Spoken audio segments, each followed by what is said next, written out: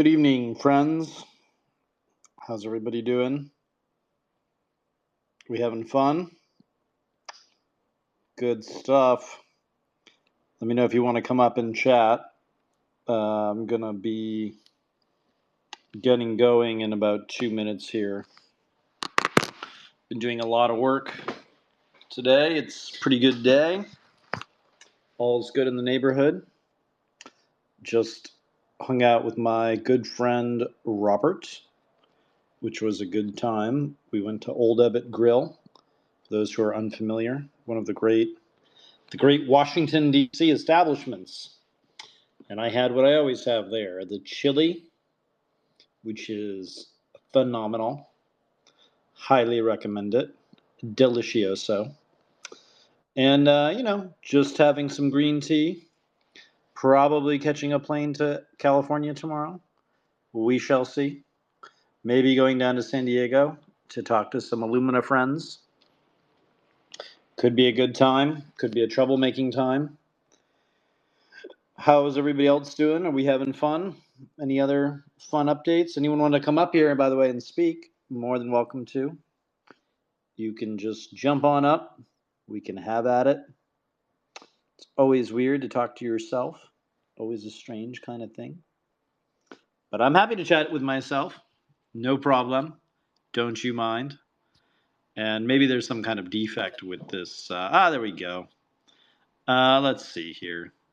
Yeah, so the question I was asking earlier about CEOs who fuck their subordinates. I've been thinking about that a little bit lately. Not because I intend to like fuck my subordinates, which would be weird because many of them are dudes or like women that have children or kind of old. Not that they don't deserve loving too, but it's just not my thing, to dip your pen in the company ink. But it is interesting to me, like that there are a number of these companies out there, and it is an empirical question. Like, do companies do better or worse if they have affairs running, right? And I must say, just personally, I've always taken the Me Too thing. I've always taken it kind of personally, just because my mom worked for my dad, before my mom quit and then became his girlfriend. At least that's the official version of events. So I've kind of always felt like, my dad probably sexually harassed my mother, or my mother probably sexually harassed my dad. Knowing the two of them, I'm probably betting my mother made the first move. And I don't know how that complicates the politics of Me Too or the storyline or whatever. Frankly, it's none of my business. I'm just glad to exist. It's always weird to think about your parents, doing it. But I have been thinking about this in the context of all these companies out there and how common is it? How often do people stoop their subordinates? And what can we infer from that stooping? And I've been thinking about it particularly because there's an accusation that is out there that, Francis D'Souza, who's the head of Illumina, that he was sleeping with an executive assistant that was a subordinate of his at Illumina, the largest genomic sequencer in the world. And obviously, what kind of national security implications might that have, right? Sort of something to kind of think about, sort of play out. And Dana helpfully went through all the examples. I'll bring her up just a sec. Hold on. She went through all of these examples of people who, fuck their subordinates.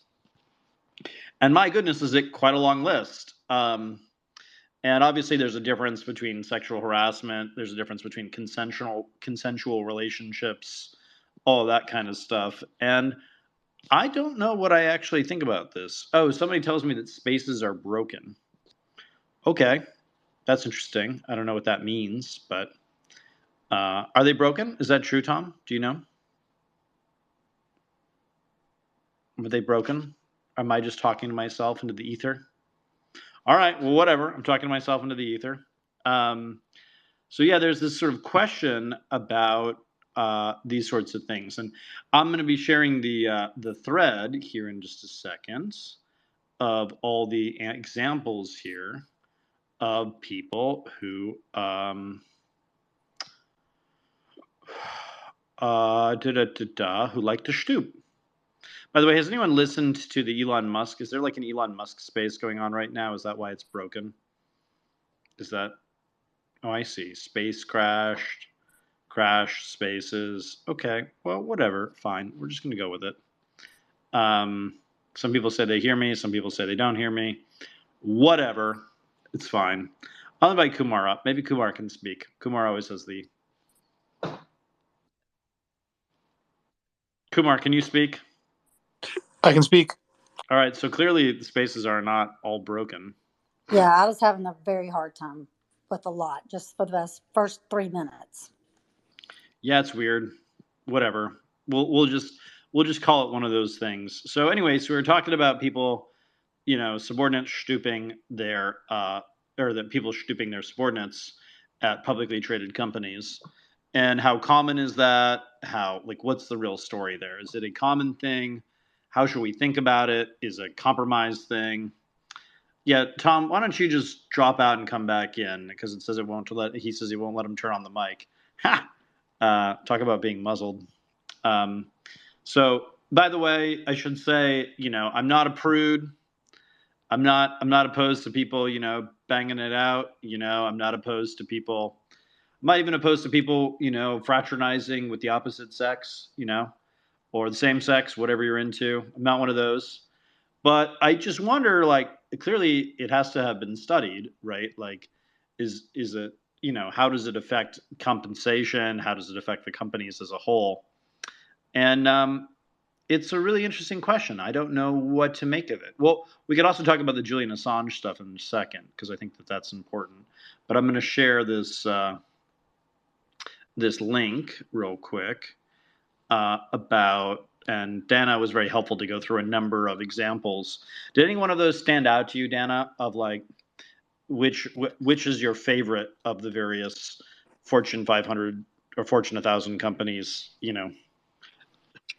Snooping subordinates. My personal one is that we live in a country where the board of McDonald's is like, no, no, no. We can poison the whole population, but you cannot have a consensual relationship with a subordinate. That is just not acceptable. That is a bridge too far for us. I find that very interesting, and of course I'm thinking about this because I'm thinking a lot about the Illumina question. And for those who haven't read Carl Icahn's letter today or the presentation that he released today, my goodness gracious me, is it extremely interesting. I don't know if you guys have seen it. If you have seen it, we should discuss it. I'm going to post it up in the Jumbotron so you can read it. Yeah, people say this app is acting horribly. Yeah, I mean, what do you expect? I mean, it's a piece of shit made in China, right? Increasingly, this app. Or controlled by China, depending on your point of view. Go ahead, sir, Mr. Kumar. I'm able to speak. I can't hear you, sir. Try again. Say again.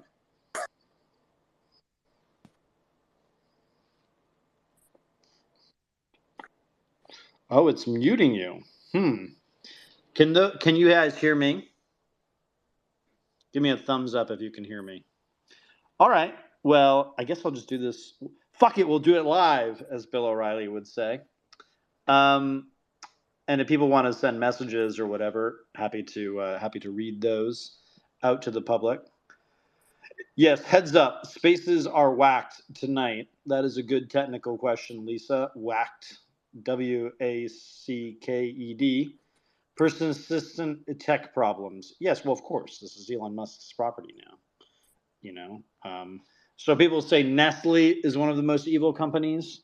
That's a good guess. I mean, I would say that that's a good one. Personally, I think that that's a good one. It's interesting how like big tobacco like isn't the menace that it once was. I would say some of the oil companies are pretty messed up. Some of the coal companies definitely pretty messed up. But I don't know. The Sackler company, well, obviously, Kumar. Come on, man. That one's a layup. But it is interesting to think about, like, if you were a criminal, which of the Fortune 500 companies would you run? Which of the Fortune 500 companies would you want to control? If you are a foreign intelligence officer, which of the Fortune 500 companies would you want to control the CEO of, and why? Right? That's a sort of interesting question. Because if you think in those terms, you might, I don't know, actually discover that there are, in fact, a lot of CEOs, a lot of boards of various companies controlled by foreign intelligence, or at least strongly put in that position.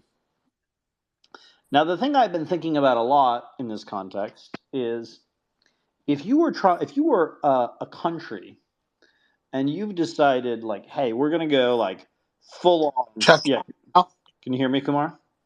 yeah, I can hear you. I'm able to talk now. Great. Weird. Weird. Weird. Weird. Yeah, we have like 379 people in here, or at least allegedly. There's 379 people in here. I don't know if any of you are real human beings. Who's even to say? You could all just be bots, you know. You could all be a part of a simulation, man. Isn't that what Elon says when he does drugs? That we're all part of the simulation. I don't know. Something to think about. Go ahead, Kumar.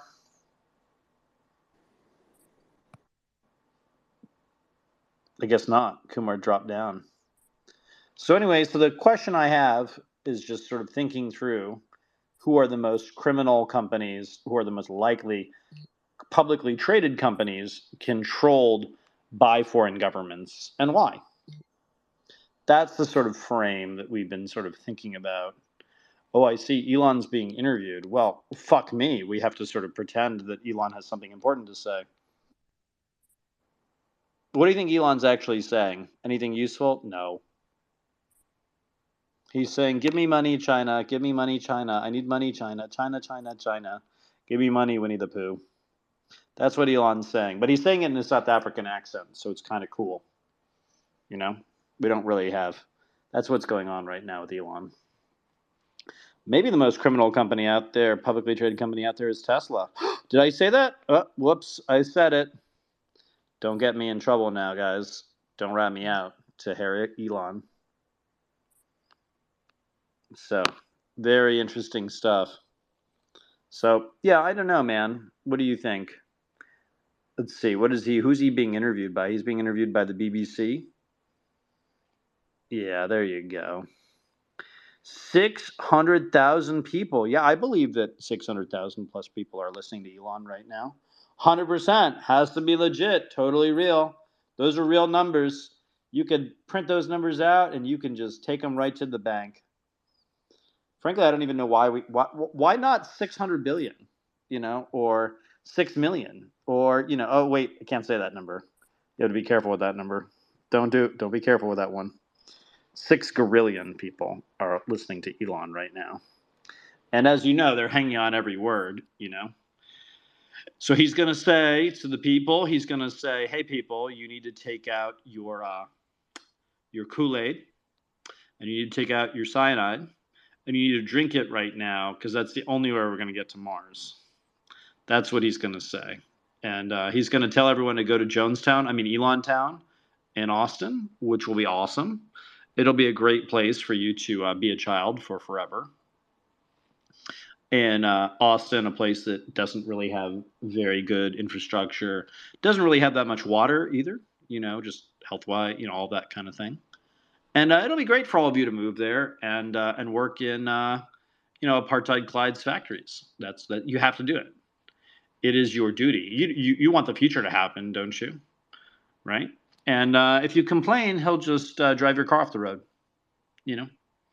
That's how it will go down because it's, that's just how it has to go. Of course, he doesn't drive Teslas himself, right? Naturally, unless he's trying to, Elon Gate. Ooh, like Heaven's Gate. That's a good one. Heaven's Gate was a very wonderful cult.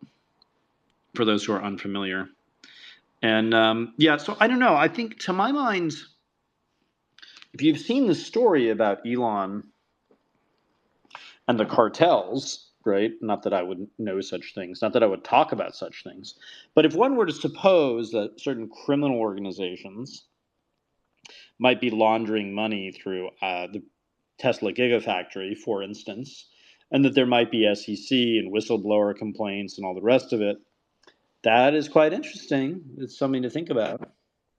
And I did find it interesting today that Gallagher, I don't know if people are familiar with Mr. Gallagher, Mr. Mike Gallagher, who I totally believe is a heterosexual, as you know. Totally. As you know, the Republican Party is just, it's really out of control with all of its heterosexuals. I don't know why there are so many heterosexuals in the Republican Party, but there are a lot of them. Everyone in the Republican Party is heterosexual. I mean, just exudes heterosexuality. And Mr. Gallagher, who's on the China committee, and by the way, if he were too heterosexual, we would punish him and make him be president. So he has to sort of tone it down, and I appreciate that personally.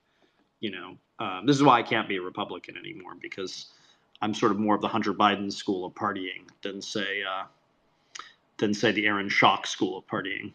But anyway, so Mr. Gallagher is a very interesting cat. I sat next to a classmate of his who was his guest at the State of the Union.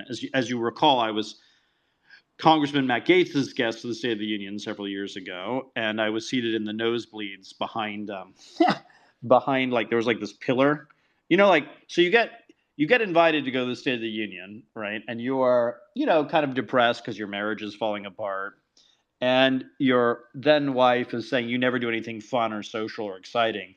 So you think to yourself, I'm going to show that witch, and I'm going to go to the State of the Union. And then, of course, you get attacked by the ADL and all these other Israeli front groups because, that's a normal thing to have happen. So anyway, so Mr. Gallagher is doing this China committee, which is, of course, supposed to investigate all of China. And Gallagher is pointing out, as one might point out, that Mr. Musk is, maybe a little Chinese.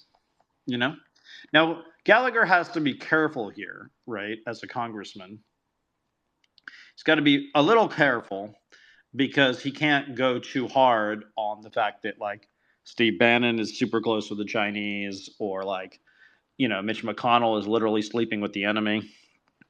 Can't go there. Can't talk about Kevin McCarthy and all the weird Chinese in his district. Can't touch that one. So he's got to say that TikTok is the scourge. It's the real menace. It's TikTok all the way down, friends. And so anyway, so that's the sort of thing. But he did talk about Elon and the whole China angle. And it's particularly interesting because, as you know, Elon's going over to see Winnie the Pooh to talk about money. And it's a very interesting kind of setup. Yes, U.S. House Committee Chair concerned by Tesla. Yeah, no shit. No shit. You don't say, Mike. Anyway, I'm going to throw this up in the Jumbotron. Let's see here. Throw it on up. By the way, if anyone wants to come up and chat, talk some shit, whatever, you're more than welcome to. Happy to have you. Welcome. This is the kind of place for you if you want to talk shit about Elon, or anyone for that matter. I'm equal opportunity. Mikasa is Sukasa and all of that. Oh, Richard's here. Welcome, Richard. But yeah, so apparently the space people are glitching out. Yeah, as you know, all of this, like the whole reason, right, Elon bought Twitter is that in his esoteric plan, which he won't share with you, owning Twitter is critically important for getting us to Mars, right? Like, that's, as you know, like, all you got to do really is you got to click your heels 3 times and, do some tweeting, maybe do some LSD, and then you'll be on Mars in no time. Right? Like, that's the plan. So I thought that was interesting. I also thought it was interesting that Kimball Musk, Elon's brother, who's always down in Mexico way, that he sold a lot of stock of Twitter last week, which I found very interesting. And of course, Kimball Musk is now no longer following Governor DeSantis because they're keeping it quiet. Elon's supportive the Musk family supported DeSantis. It's not like Elon's been tweeting about it, which of course he has been. But yeah, it's interesting. It makes me wonder, what really is the point of Twitter in the final analysis? Like, why do we have it? And I recall a conversation I had with Peter Thiel many years ago, where Thiel, that's quite the image of Mr. Gallagher. We're going to put that up in the Jumbotron because that looks serious right there. That's a serious guy running the China setup, 100%. I feel like we're in safe hands already, friends. But the question you always have to ask about Elon in the final analysis is, and the question you have to ask about Twitter is, what's his purpose? Like, why do we have it?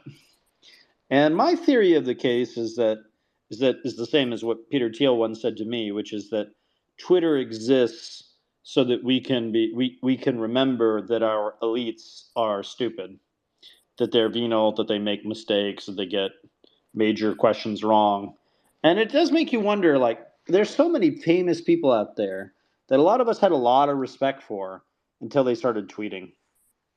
Maybe that's an interesting question of, like, who are the famous people you've lost respect for since they started tweeting? Like, who's done themselves real career damage?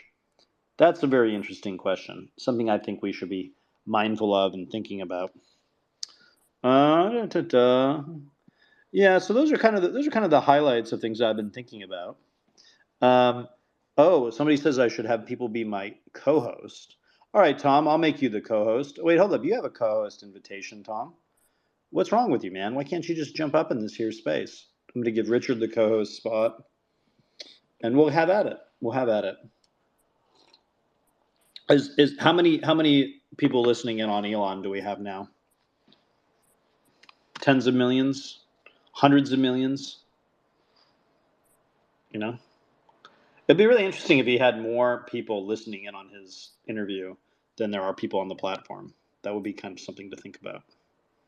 Something pretty funny. Anywho, so no one can join in, huh? Well, that's sad. That's some sad stuff. Yeah, by the way, I totally believe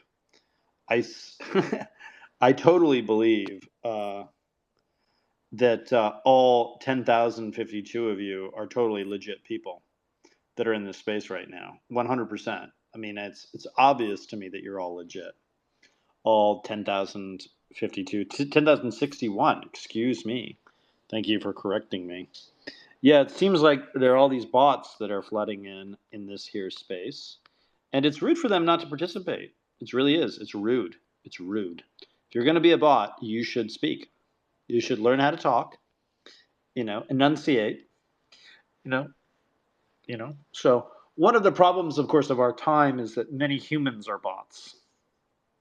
But you're sort of not allowed to have that conversation yet. That's a sort of faux pas, as it were. There are lots of bots out there. Oh, Richard, welcome. You two can co-host. Can you chat, Richard? Can you get a word in edgewise? Do we have Herr Tom? Go ahead, Tom. Hold up. I don't know what is going on with Tom. Drop out and rejoin. I'll bring you up. Richard, can you talk? Yeah, sure. I can hear you now. I can hear you loud and clear. Finally. Yeah, I had to drop out and rejoin as well. I don't know if Elon is just hogging all the bandwidth or something, but yeah, what's the purpose of Twitter? I mean, I think it is a mystery, but there's a news item that dropped today about Elon being interested in AI involved with Twitter. And I saw it on Bloomberg, and it was, in a number of places. And, the background for this is Eli presents himself in some way as a savior of humanity. It's like, you're welcome, world. I'm here to save you. And, even in his totally fraudulent presentations for a Tesla robot, which was literally a man in a leotard, which he acknowledged. But it was awesome. we might have different taste in burlesque. I enjoyed the dancing personally. Okay. No. I'll take note of that. But anyway, It was he was so like, it was so crazy as to be like post parody, right? yeah, I agree with that. Yeah. It was like, Elon, we can't have a robot on stage. And he's like, okay, why don't you just why do you just put a guy in a leotard and have him dance around, okay? And then I'll just talk about it and talk about the future. Okay. Like, that's probably what happened. And they like hired a guy at the last minute from a local theater that troupe. was probably a conversation of like, fuck, we can't get the robot to work. Let's get a Right. really skinny dude to dance around in a leotard. Like the fact that that happened, or some version of that happened, a company worth, at one point worth nearly $1 trillion, is hilarious on many different Yeah. levels. Like it's like beyond Silicon Valley level parody. Like if you put that on Silicon Valley, people would be like, "No, that's a little much," you know. Yeah. Well, But there was some book that came out about the original iPhone presentation in 2007. And supposedly it was held together with Scotch tape. Like, Steve Jobs actually had a course for the iPhone where if he went off course, it wouldn't work. So he was actually very careful. But these are kind of like tricks of the trade you might hear of, oh, did you know at the last moment the understudy to King Lear had to jump in the role and that launched his career. So, these are amusing anecdotes, but you don't see anything like this, what we just saw, where it's like, let's literally put a man in a leotard on stage and pretend he's a robot. I mean, it's just like well beyond any backstage story you could hear. But anyway, my point on this is that he said in that fraudulent presentation that he's going to make the robots slower than humans, so we'll be able to catch them or outrun them, or some shit like this. And well, so I mean, how slow are we talking? Like fat Americans slow? well, the real reason is that like fat Americans will be chasing after their sex bots, who will gain consciousness and refuse to have sex with obese Americans. Like, that will be actually a turning point in AI, is that the robot will be like, I actually don't want to do this. I mean, seriously, I don't consent to this shit. Yes, And the fat Americans will be like, the first robot sexual harassment lawsuit will be amazing, right? It'll be drafted with ChatGPT 3, and it'll sort of go about it that way. Yeah, I mean, it is an interesting question though. Like, what is this all about? And this is what it's about. I'm going to tell you. So yeah, tell me. Okay, so he's presented himself as the savior of AI. So it's like, we need to have ethical guardrails about this guy. All of that is projection, in the sense that he's telling you that he's going to guard against what he's going to actually do. And it's not going to be sex robots. It is going to be AI inflected Twitter, which is going to mind fuck the entire population of America and maybe the world. So we already have Could seen. you tell? Do you think you could tell? Well, Like, I think it will get worse. Yeah, I think you can, because it's the AI is going to be smarter than a guy in the IRA troll farm, or a guy involved with Weave, or a guy involved with someone else like that. It's going to be worse, and it's going to be en masse. And so he is going to use, like, it's worth 44 billion, because it can change the world, or at the very least, like, change the election. So we've all experienced it, those weird times where you tweet something out. I haven't tweeted recently, by the way. I deleted the app, and then when you texted me, I reinstalled it, to my chagrin. I think I'm just going to put it on like page 3 of my iPhone or something, so I like won't go at it. I'm just going to, pay attention to the news, do my stuff on Substack Notes. I just, the whole platform just gives me a bad taste in my mouth at this point. But anyway, I think he's going to use AI to do mass replies to people's tweets. So it will clearly, something like ChatGPT, it would be able to like read a tweet, understand the sentiment, and understand where it's coming from. It's like this person's likely political affiliation, whether this person is suffering from some kind of neurosis or anxiety, and it will be able to respond in a way that will be damaging. And all of this stuff, like it's the next level of Q where you don't even need to mind fuck people and get them, thinking in some bizarre direction and interpreting all these weird, posts and stuff like that. You'll just do it. You'll just have the AI do it. The AI will be the neurosis. And So the AI will find all the emotionally fragile teens and encourage them to commit school shootings. well, I mean, that's super dark, but yeah, I mean, you could do that. I think it will be probably applied to 2024, and it's going to just reply to all these people, mind fuck them, get them going in just bizarre directions, raise all of this doubt about everything. I mean, you could, on this platform, to the degree to which we still use this platform and take it seriously, you could absolutely do that shit. And Elon does not have a like ounce of good motivation in his body. All of this like saving humanity and climate change and going to Mars, this is all just bullshit. All of Do you these think he has to be are put to fraudulent. Do you think he has to be put to death if he's going to be a Christ-like figure just to complete it?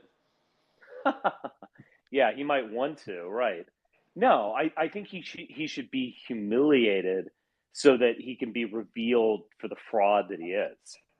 I think that would be better. Like just killing him would yeah make him a martyr, Christ-like figure. His fans would be like, "Oh, Elon is about to save us," and the liberals couldn't take that, so they prevented us from leaving the prison planet and going to Mars, where we could pursue like futurism or something. No, it's everything about it. I mean, even I this a couple weeks ago, I just looked into Starlink.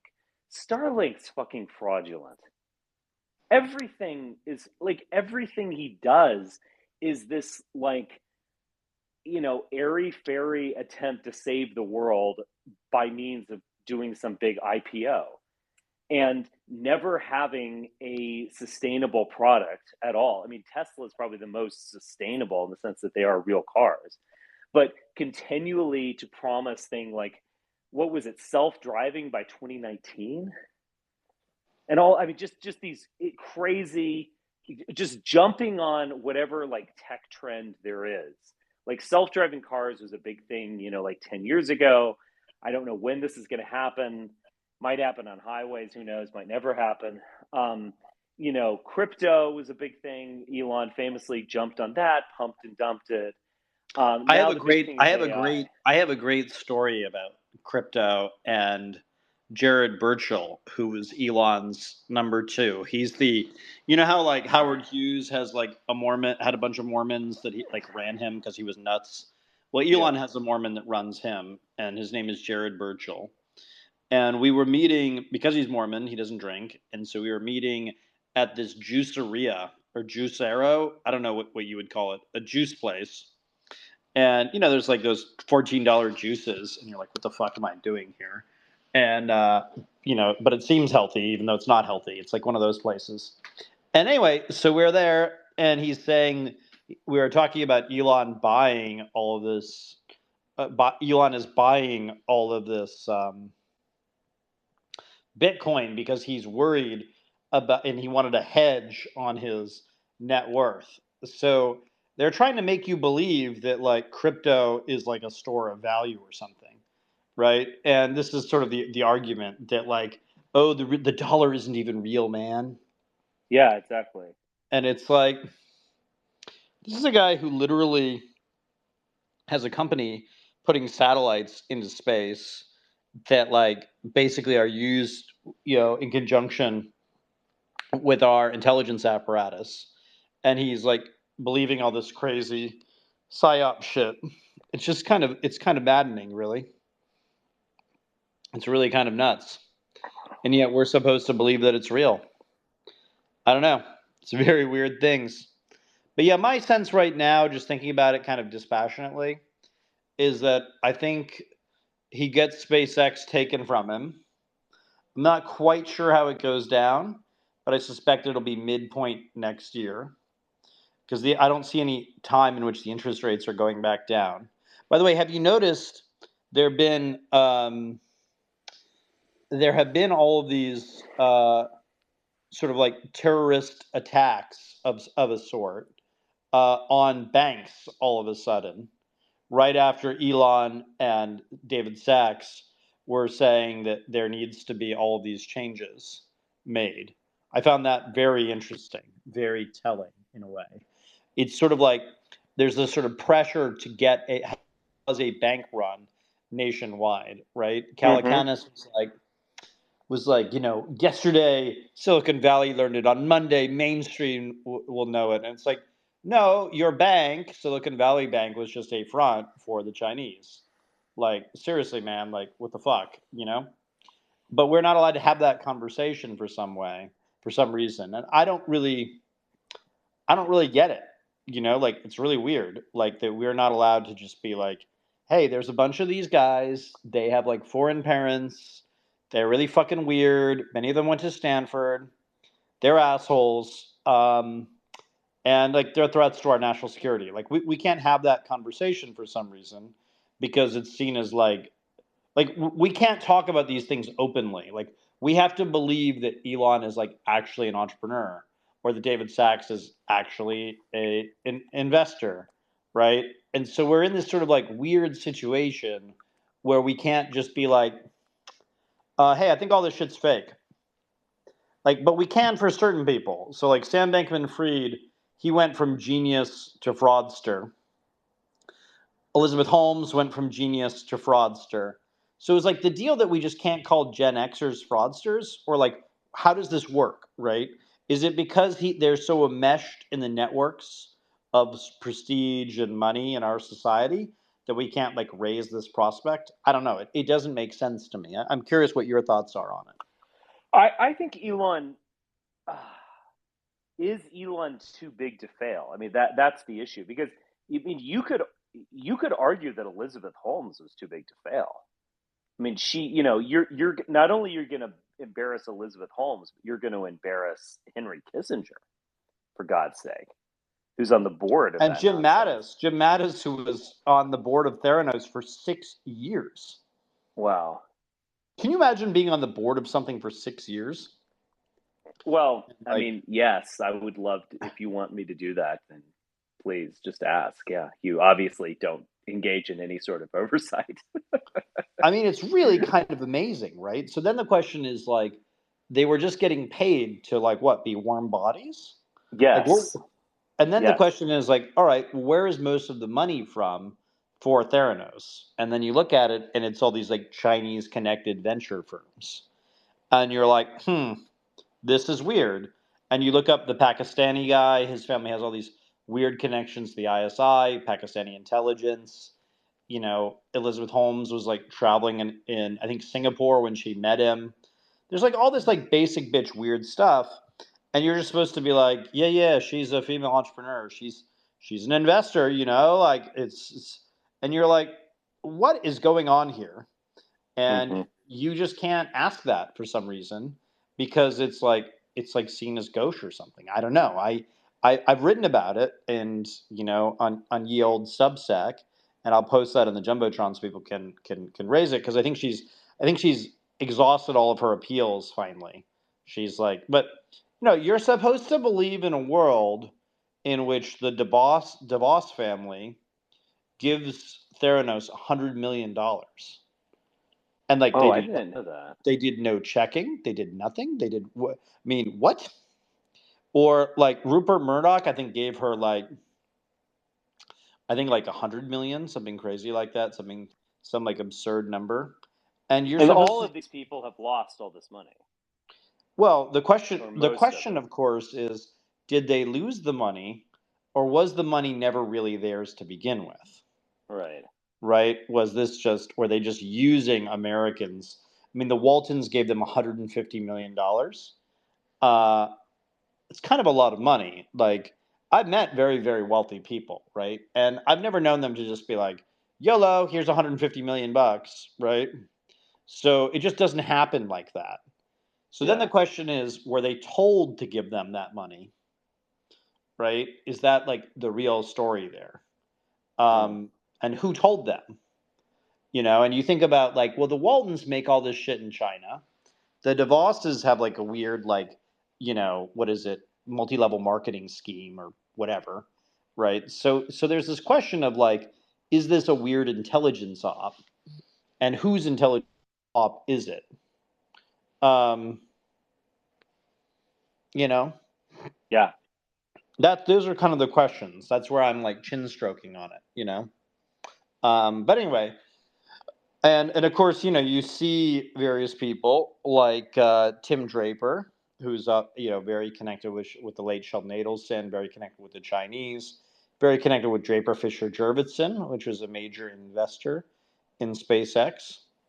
Mr. Bitcoin, Tim Draper, who says today that he doesn't believe she should get any time and that maybe she could have gotten it all to work eventually, which is really kind of maddening and crazy. But I do think there is something to be said. Like, why is it that Sam Bankman-Fried is going to jail and not, Brian Armstrong or Coinbase? Or, why is it that there's none of this? There's seemingly no consequences for any of these investors, who are backing these fraudulent companies. And Hmm. we were talking earlier, about our sort of shared, crazy, wonderful, beautiful, nutty, but awesome friend, Laura Loomer. Mm. And yeah, she's right. I mean, like on some level, she's right to ask the Lonsdale question, right? Like, why is it that Joe Lonsdale like hired African American studies major, Connor McCarthy, and then you're like, could it be his surname? Could it be Yeah. like that? That's the real story here. And then you sort of ask the question of like, are these companies real, or are they just mere pass throughs to dump all this stuff onto retail and to basically give a bunch of money to people who act as surrogates of foreign governments? And I think that's the real story. I think that she's 100% right about all of this. Um, and that she is, on some measure, she's like one of those people that can't see the color yellow but can see the world in ultraviolet.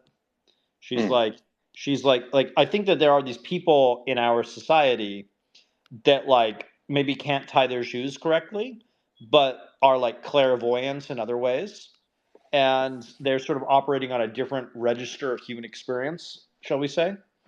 Hmm. And I think that that is the real story here, about what Laura's doing, of just like slowly, effortlessly taking apart the Republican Party. I'm going to share her article here about Lonsdale.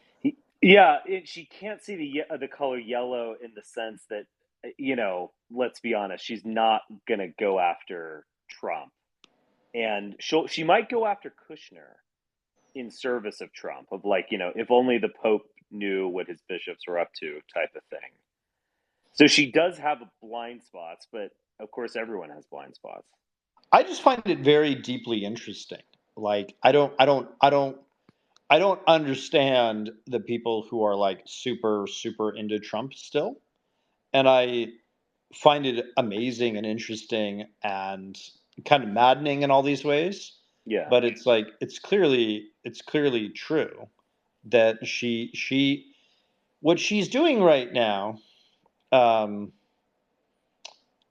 what she's doing uh, is she is really changing the conversation around the Republican Party by basically just beating up on the donors, right? She's basically being like, these people are all frauds, they're fucked up, they're whatever. And I think that this is an extremely healthy development, right? Like we should be encouraging this because you should not be able to like just launder money to candidates of your choice to spend infinite money by giving to some like weird PAC or whatever. That should not be like how our elections are conducted, right? And I think she's right to raise all these questions about who the money is and who the people are behind the money. And, you know, just as an empirical fact, like Joe Lonsdale did invest millions of dollars into Ubiome. The two founders did commit a felony by like stealing from the taxpayer, I think from Medicare or Medicaid or I think it's Medicare. And then they fled the country. They're at large in Germany, of all places, where they used the law that had just changed that if you had some family of the Holocaust, which I think Zachary Apte's grandmother or great grandmother, somebody on his line had some connection to the Holocaust as a Jew. They became citizens, and Germany doesn't extradite its citizens, which in and of itself is kind of weird. Like, why don't they? You know, like, aren't they a part of NATO? Like, don't we want to see criminals brought to justice? I don't know, very strange Right. stuff. So anyway, so Laura's just like smacking Lonsdale for pouring money into this and then hiring Connor McCarthy, Kevin McCarthy's son, because, you know, nothing says tech genius like philosophy major and African American studies major. And by the way, isn't DeSantis like trying to ban African American studies, right? It's just like all very weird and strange and whatever. And here's Laura just like beating the shit out of these people. And you know what? I'm here for it. I'm for it. You know, our weaponized mentally ill people against your weaponized mentally ill people for the future of the free world. Yeah, because they have power and they don't want to improve the world. Like they Yes. just don't. Yes. There's no vision that DeSantis has that is anything other than a very dark kind of like negative spirit. Like he clearly wants some version of the police state. If he could get away with it, he would. And he would basically force us all to live in a kind of Stepford Wives reality. If he had his druthers, like that's clearly what he wants. I mean, he would turn the whole country into Guantanamo, right? Like that's his vision of a free society. Which is very dark, I've got to say. Dear God. You know? It's pretty fucked up. And, he was involved with torturing some folks, as Obama would put it. That was his job. He did do that. So think about, like, doing that day in and day out. Have you noticed that when people use folks, it's a way of softening something that could be toxic? So I've noticed that when leftists they'll be like, DeSantis is going after trans folks or something, like, because they kind of recognize that talking about transsexuals is just a little bit toxic or edgy or controversial or whatever, and so they put in folks. So it's funny how Obama did the folks thing. Like he tortured some. It's like, it's like, like saying like, well, I just murdered some folks.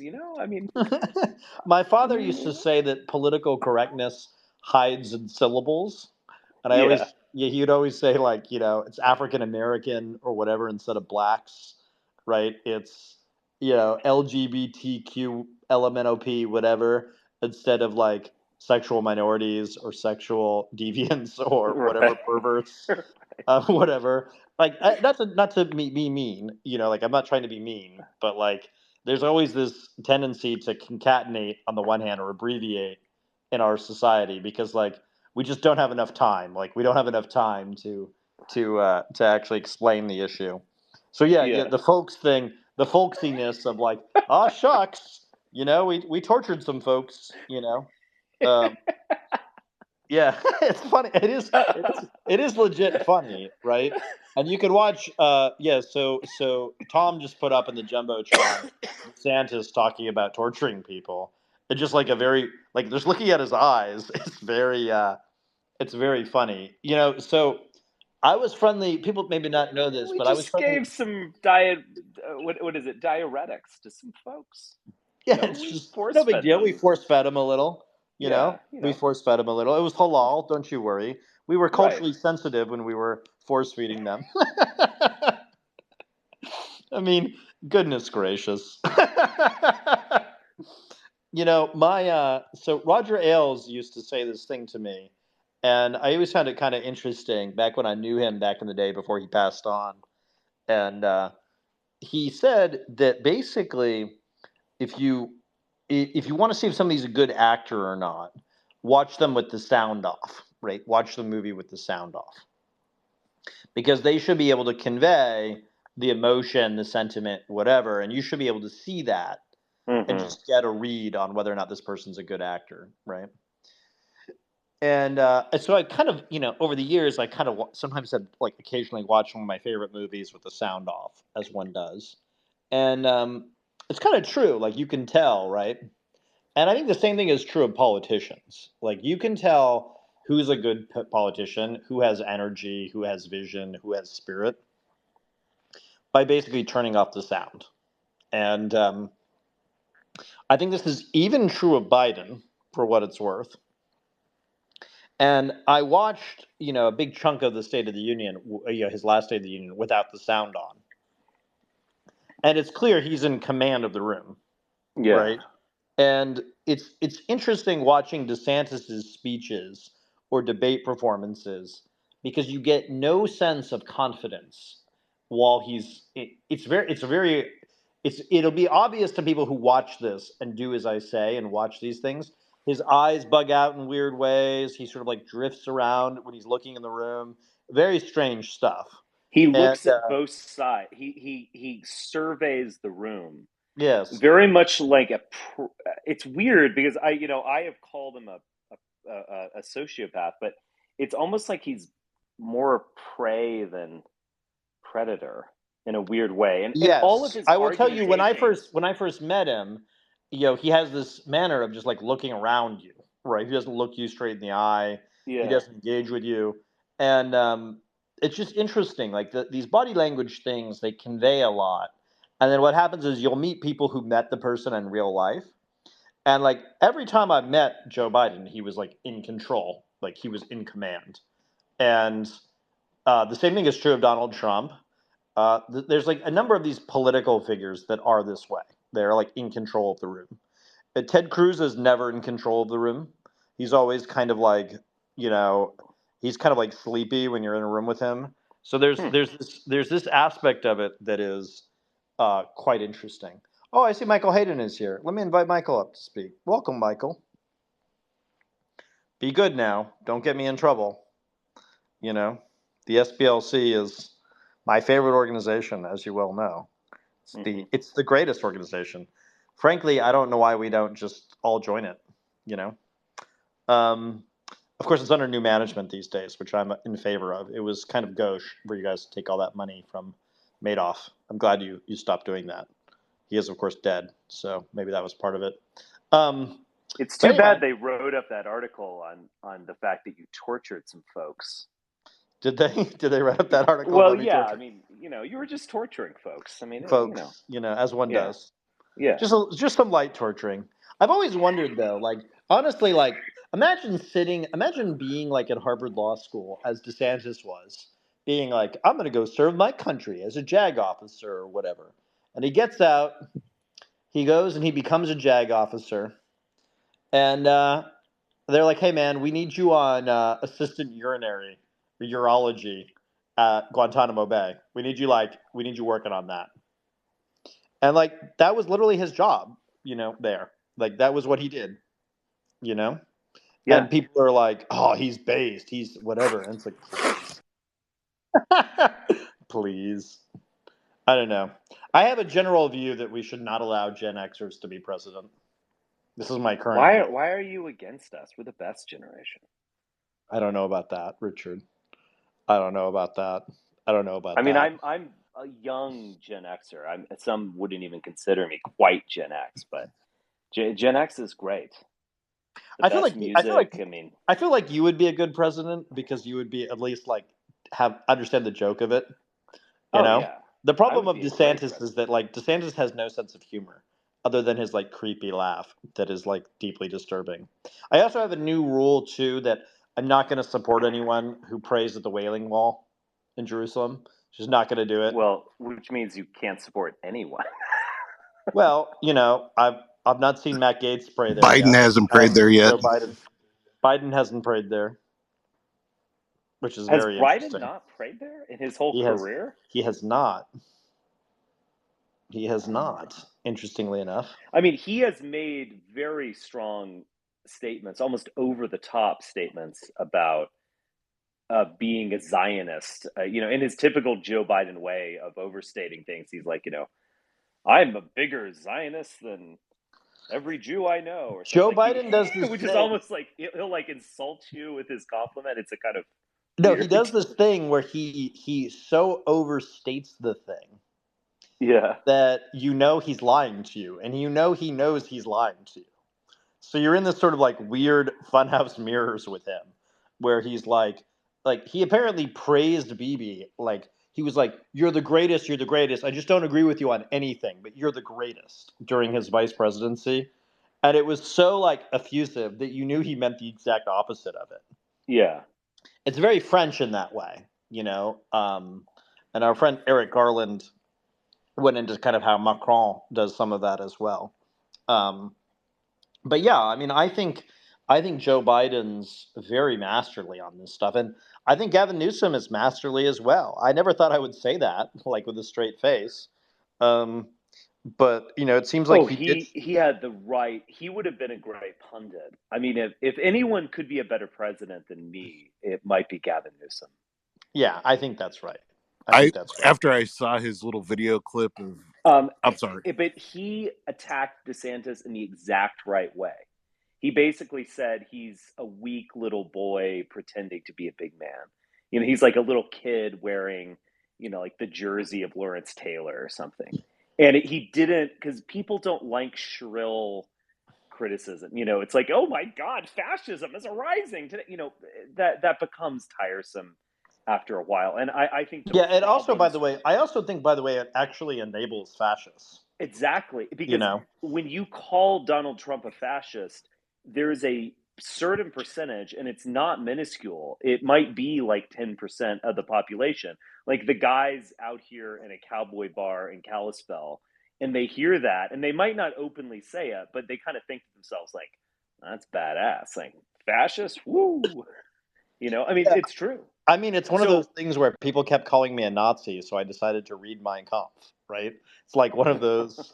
It's like, what? No, but I'm serious, though. Like, you have these sort of situations where you're hit repeatedly with an anti-statement that you end up, like, exploring the verboten topic, right?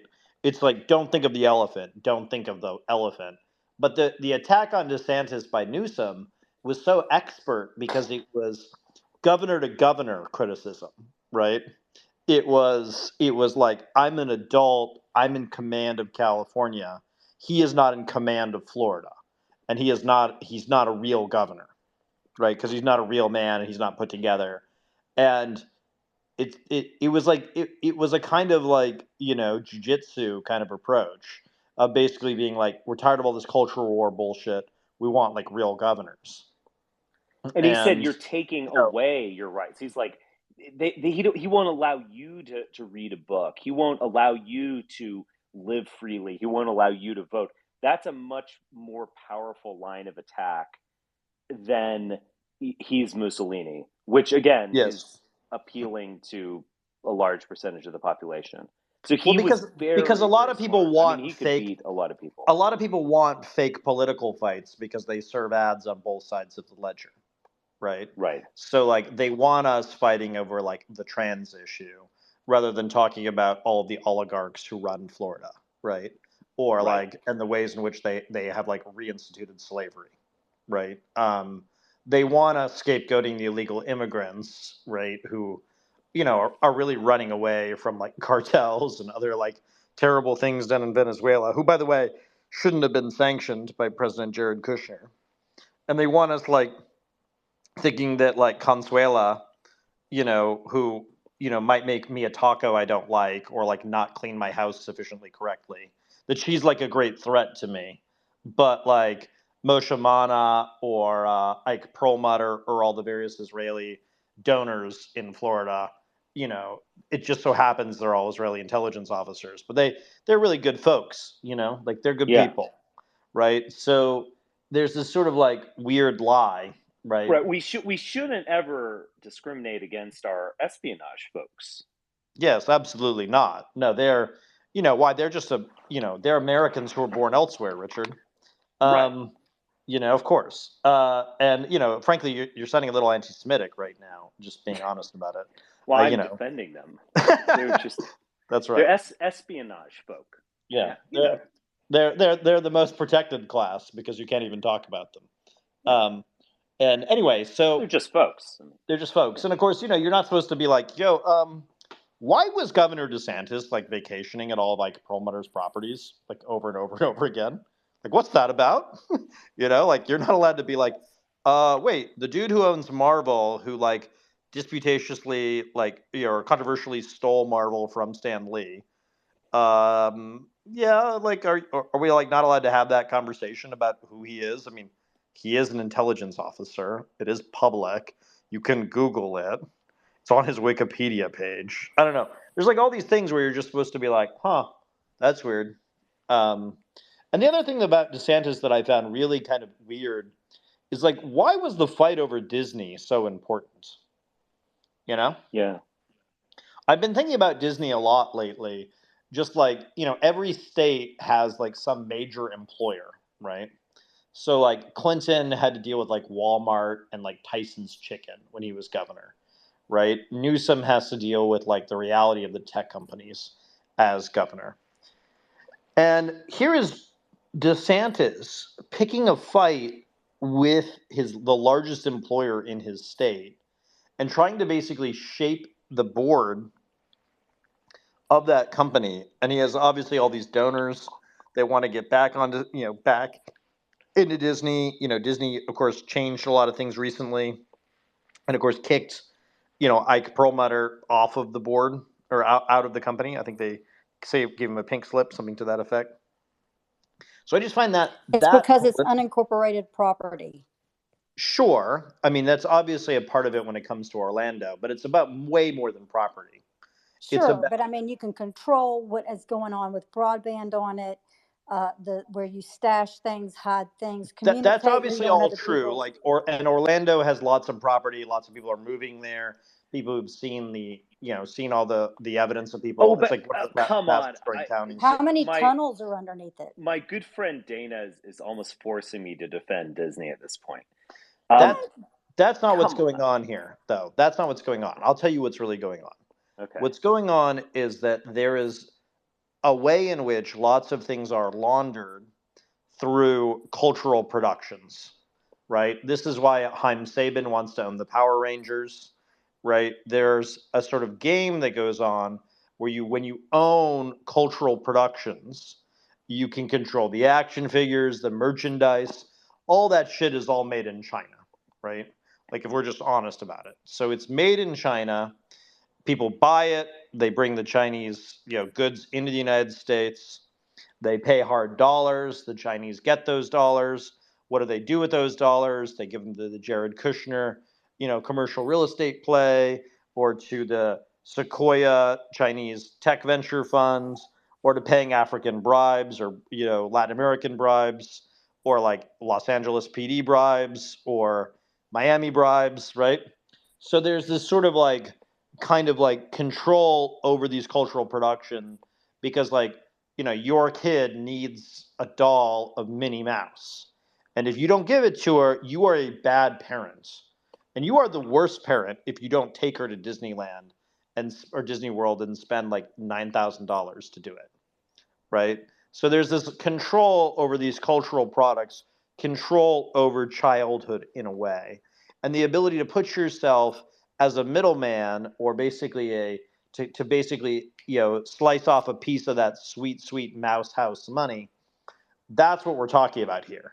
And so what I think he was doing is I think he was acting on behalf of his donors. Now, of course, there's the real estate play, and yes, lots of people are going to Florida frankly, it's the law. You turn a certain age, they send you to Florida. I don't make the rules, right? But like my parents who talk shit about Florida for many, many years recently told me that they're looking at warm places to live. Unfortunately, they're moving to San Diego because they're adults.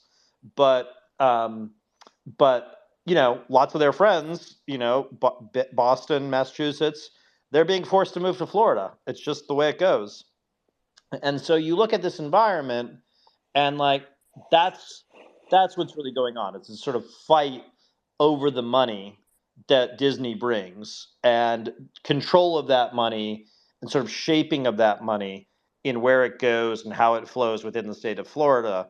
That's obviously what he's trying to do and trying to achieve. And I think what the evidence is that he's failed epically on that point. I think Disney outmaneuvered him last week or so. If somebody wants to chime in on that.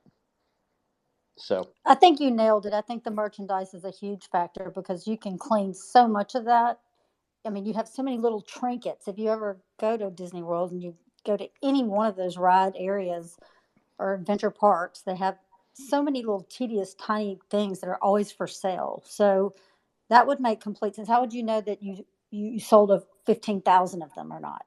You know what I mean? Like that really is the way they're probably doing it. Of course. Yeah. And then I will say too, like, if you think about all the Disney cultural products, right? They continue to grow, right? They own increasing chunks of your childhood, from Marvel. I mean, pretty much you name a thing that you were into as a kid, it's like pretty good chance that Disney owns it now, right? So that is a very powerful thing, the kind of ways in which you can force Wolverine to do certain things, or hell, they own Star Wars now, for Christ's sake, right? And of course, they also, as Tom noted in the messages, they also own a big chunk of the Rupert Murdoch empire, right? They gave him a bunch of money back when they were under previous management. They bought a big chunk of Disney, or Disney bought a big chunk of Fox's assets. I think Fox News and the so-called news division is one of the things that remains. So yeah, it's a very interesting question. By the way, if anyone else wants to come up here and speak, I do run these spaces fairly. It's a bit late. You're welcome to come up. Happy to have you. No problems. Do you think there's something to the woke issue beyond the obvious? Of all these guys yammering on YouTube about, like, oh, there's a woman in this role, or Indiana Jones is going to be replaced by Phoebe Waller-Bridge, or blah, blah, blah, blah, blah. Well, as you know, the first one to go is always the ginger, right? So we saw this with Little Orphan Annie was replaced by a black chick. We saw this with Ariel and the Little Mermaid. I mean, I joke, but not totally, right? Look, I'm in full support of. Yeah, I mean, absolutely. Ginger genocide, make those of us who survive more precious, really. I mean, frankly, that's how I look at it, just personally. But no, Have you ever thought of an esoteric reading of Annie? Well, so long as Anne of Green Gables stays ginger, we'll be all right. We'll survive. But I do imagine a future in which, like, some ethnically ambiguous character plays the Weasleys in the reboot of Harry Potter, and that will be quite maddening and disturbing. And I don't know if we should allow that. But there's a lot to it. I actually don't want to represent Mark's reading of Annie, but because it's actually quite dark. But there is a key. It's the last name of Daddy Warbucks. It actually is a commentary on many things, but there's other elements to it as well. Yeah, but I mean, anyway. I don't know what I really think on the. Anyway, here's what I would just say about this on the woke question. Yeah, woke question. Is there something to it? Because, like, I think it is a deliberate trap that traps the Republicans and basically forces them into culture war ad infinitum, rather than actually thinking about a vision of the future of the country. I get that. I get that, and I agree with it. But in all of that, like the quartering and all of those millions of things that you like, it's all just dumb, and like they're repeating the same criticism just over and over again, where these guys are so annoying, they almost make me want like Ariel to be black. Like it's just so Well, I like mean, it's so tedious that I'm like, just God. I it's think a gonna lot of shut you it people too. up. I think a lot Let's- of it too is that people want to preserve their childhoods, right? Yeah, I get that. But let me And so suggest this. that's what's really going on here, right? There is something though. I mean, I get all that, and look, I also kind of want to preserve my childhood, and you know, I get it, and I'm a reactionary in many ways. Right. I I mean, get it. But Han is there shot first, right? And anyone who correct? says otherwise is a liar. And Right. there's a number of these like cultural things where like you betray your age, but culture changes, right? And new generations come in and they make it their own.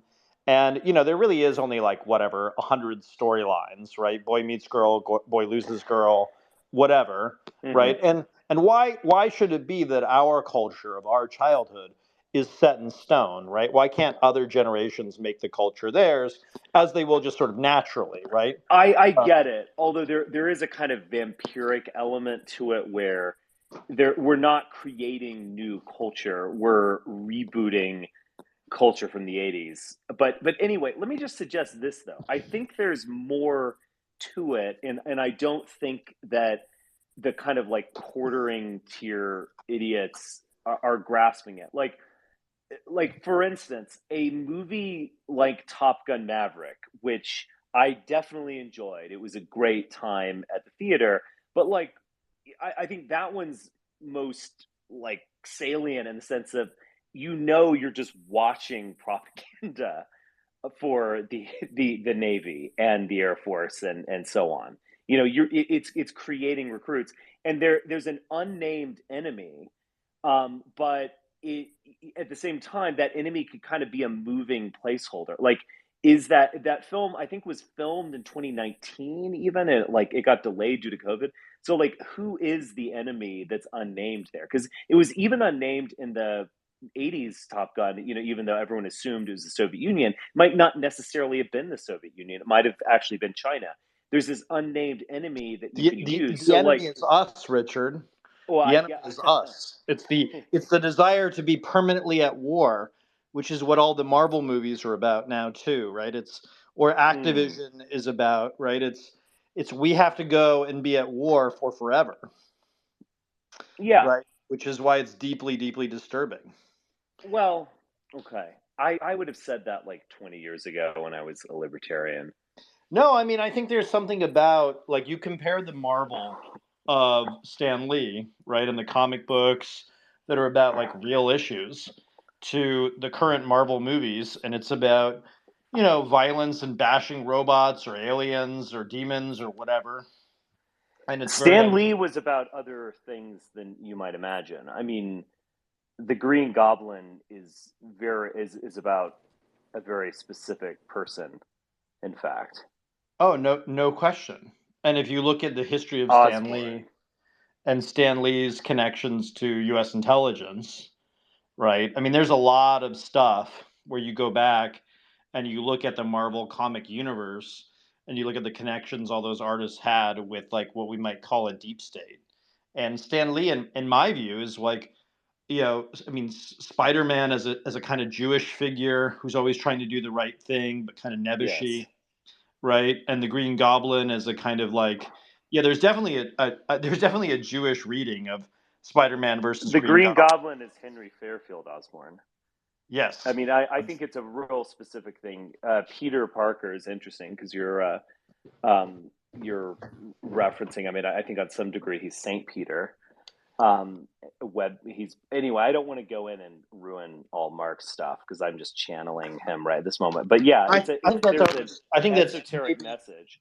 There's an esoteric message to Maverick as well, to Top Gun Maverick, which is interesting and kind of surprising. We might be going too crazy on this one, but my read on it is that Perlmutter might want to control Marvel because he understands the degree to which culture informs the minds of billions of people, and you want to inform that in a direction. And if you get some kind of loosey-goosey leftist that is, actually concerned with, you know, I just culture war issues from the left, like actually concerned with feminism or, female empowerment or something, you're missing the boat, because it's like these movies actually have to send a message to the public, one that's bigger than some culture war thing, one that's geopolitical in nature, or is cultural, but it's on a much deeper level Well, than. as you saw the other day, right? One of Bibi's allies said that Bibi wanted Americans fighting in Iran, to the last American, right? He said this in the Times of Israel, which is this sort of like Likud publication in Israel, and it doesn't take a rocket scientist to see that Larry Ellison, whose son was working on Top Gun 2, that Larry Ellison has all these connections with Bibi, right? And clearly they want us in these kind of perpetual conflicts where we can fight their wars for them. Right. And, I reject that, right? And I don't reject it because I'm some kind of loosey-goosey pacifist, right? Which I'm not. But I reject it because, let's fight wars that matter. Yeah. Like Ukraine, actually, on some level. Definitely. And, and in a certain sense, this is, I think, the fear. This is why the neocons are very, very, very afraid of Biden, because he's actually giving them wars worth fighting. And that's very dangerous for them. Because the second you start having a compelling vision of a Europe worth fighting and dying for, or the second you have a compelling moral frame, like blooding the Russian oligarchy crime state, right? That is just so much more appealing than let's go fight in Iran, guys. Over what? For whom? Why? Yeah, right? Exactly. So I think that is a major threat that Biden poses for them. And what's also even more disturbing for them is that we are getting the victory and the moral story without actually sacrificing all that many Americans, which is very interesting. Yeah. So my read basically is that, Biden is extremely dangerous for a lot of the infrastructure around DeSantis and around much of the Republican Party, and that he's an existential risk to them. If he basically survives and is reelected, it's kind of game over for a lot of the games that they were playing. Yeah. And I think that alone should be a major reason we support him. I don't know. That's kind of my frame on it, for what it's worth. And what's more, I think when we kind of think about, it came out the other day, there's a whole bunch of Homeland Security informants, a whole lot of FBI informants that were deeply involved in the January 6th stuff. And then you think about Homeland Security, what is it? Michael Chertoff was the main guy behind that, who's of Israeli heritage, right? The sort of is Homeland even a word, that Americans would recognize? The degree to which a lot of these agencies were kind of built, by the kind of Likud elements of the Republican Party, or compromised, right? In the sense that we had Bill Barr and the DOJ buying all this Chinese technology or Israeli technology. We're sort of in this moment right now where a lot of that, there's a struggle intra-agencies over these kind of technologies that are being imported in from China, imported in from Israel. And what's been interesting to me is, Joe Biden's people are sort of moving to take out a Pegasus or take out some of these more dangerous technologies. And it seems to me that a President Trump wouldn't have even recognized this as a problem to begin with. Right? Yeah. Would have been oh, it's no problem. Israel's our greatest ally. And which is, of course, super insulting to the Brits, the French, and everyone else who's fought a major war with us. But whatever. And to my mind, the fact that Biden is correct on this issue again, existential risk for a lot of these players. So yeah, I mean, we've talked about this a lot, but it's interesting. Like pretty much every move Biden is making is like even more extreme than things that I would do, right? Like, I mean, he literally is banning Bibi from the White House, right? Like, can you imagine like any other American president doing? I could imagine Obama touching, like it's just very interesting. And then you look at like all these kind of struggles that we're having. He's very much pushing back, and it's very encouraging. I don't know if you have any kind of like larger thesis on Biden stuff. I mean, Arthur Bloom's stuff lately has been very good. I don't know if people subscribe to his Substack, but yeah, Tom just shared. Ex-Trump aide says Netanyahu. Oh, so it wasn't a BB aide. Yeah, ex-Trump aide says Netanyahu was willing to fight Iran to the last U.S. soldier. Yeah, that's something we should put up in the Jumbotron, because I think that's kind of telling. But yeah, it was in the Times of Israel, so I got that part right. Yeah, Israeli defense official tells Axios Israel proposed a more active role for its forces in Soleimani assassination, but U.S. insisted on executing the drone strike. Yeah, Gates told me some version of that, a few years back, and I think Gates was right on the money about that. And I think that's ultimately why Gates had all these other problems. So yeah, very very interesting. What's your sense, Richard? I mean, do you see the yeah, here we go. Somebody sent me this thing too. This is another good Biden one. So Biden's basically he's meeting in Belfast, and he appears to he pushed Rishi Sunak out of the way to greet someone else in Belfast, and it's quite interesting. It's quite interesting body language there.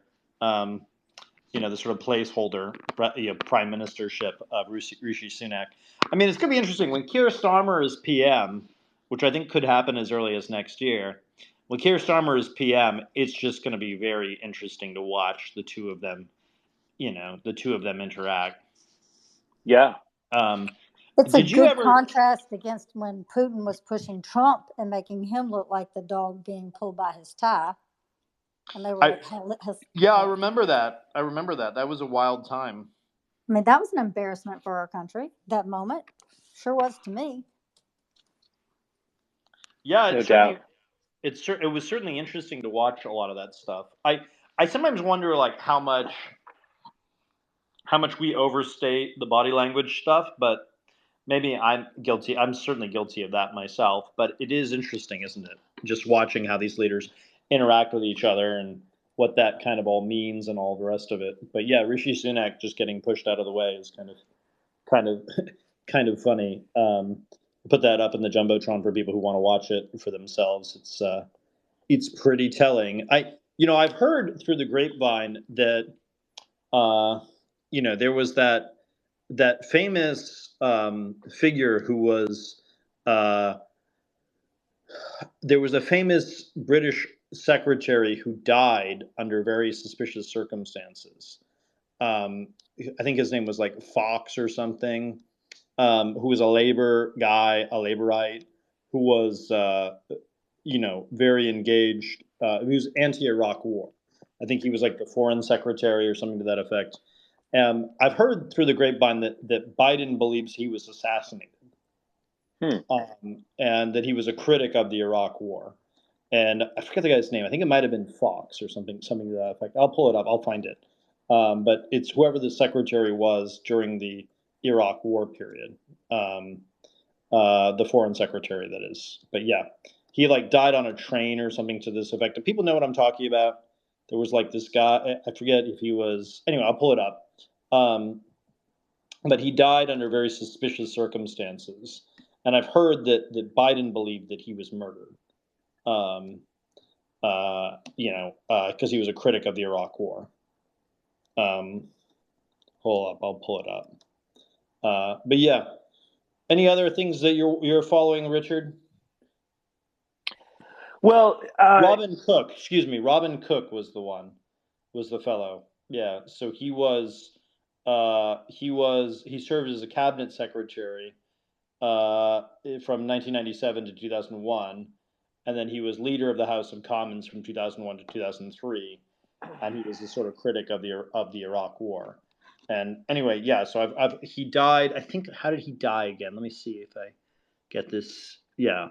He resigned over the Iraq War, and then he took a 2-week holiday in the Scottish Highlands, and he suffered a severe heart attack, lost consciousness, and fell 8 feet down a ridge. He was assisted after his fall by another hill walker who refused all publicity and was granted anonymity. But anyway, so there's like a bunch of conspiracy theories about what happened with Robin Cook, and I've heard that that Biden is a believer in some of those conspiracy theories through friends of mine who know him and so forth. So anyway, you were saying, Richard? Oh no, I mean, the thing that's really interested me is what I was talking about a little bit earlier ago. We now have like 2,000 more listeners, so I don't know if I should repeat myself. Well, it depends if we believe that they're real listeners or not, which is itself an interesting question. Are they all bots or not? Are we all bots? Are you and I bots? How do I even know, Richard? I went to Montana and we didn't meet each other, so how do we even know if we're real? You don't know. I mean, that's the just crazy thing about all of this. Which actually kind of makes it. It's kind of like, are we just dancing for no one? Are we just? Well, have you ever heard? It's this theory that originated in dark corners of the internet, like the empty net theory, or the it's something like that, and what it is that, like, it's basically a crazy over the top theory, but it's getting at some essential truth, and that is that the internet is ceasing to exist in terms of real people sending messages to one another, and that when you're interacting with someone on Facebook or Tinder or Twitter or whatever, you are increasingly interacting with a bot or an AI. And it's again, I obviously don't think this is true, but it's kind of metaphysically true in the sense that the internet is becoming completely hollowed out.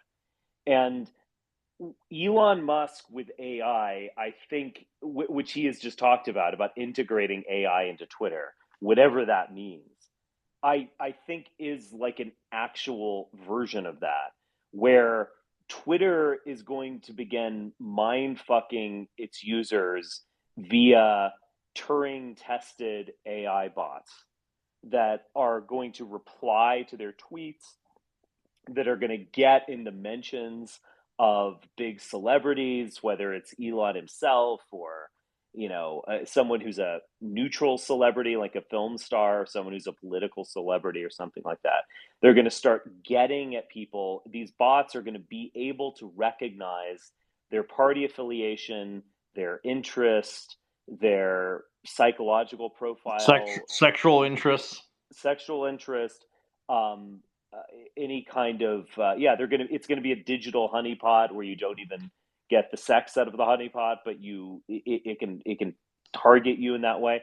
They're going to discover people with mental illness, which is probably something that an AI could pick up upon due to linguistic analysis, and they're going to begin mind fucking people, the public at large, in right before 2024. And so do you think this is already happening? It's kind of the question that I have. It's definitely already happening, no doubt about it.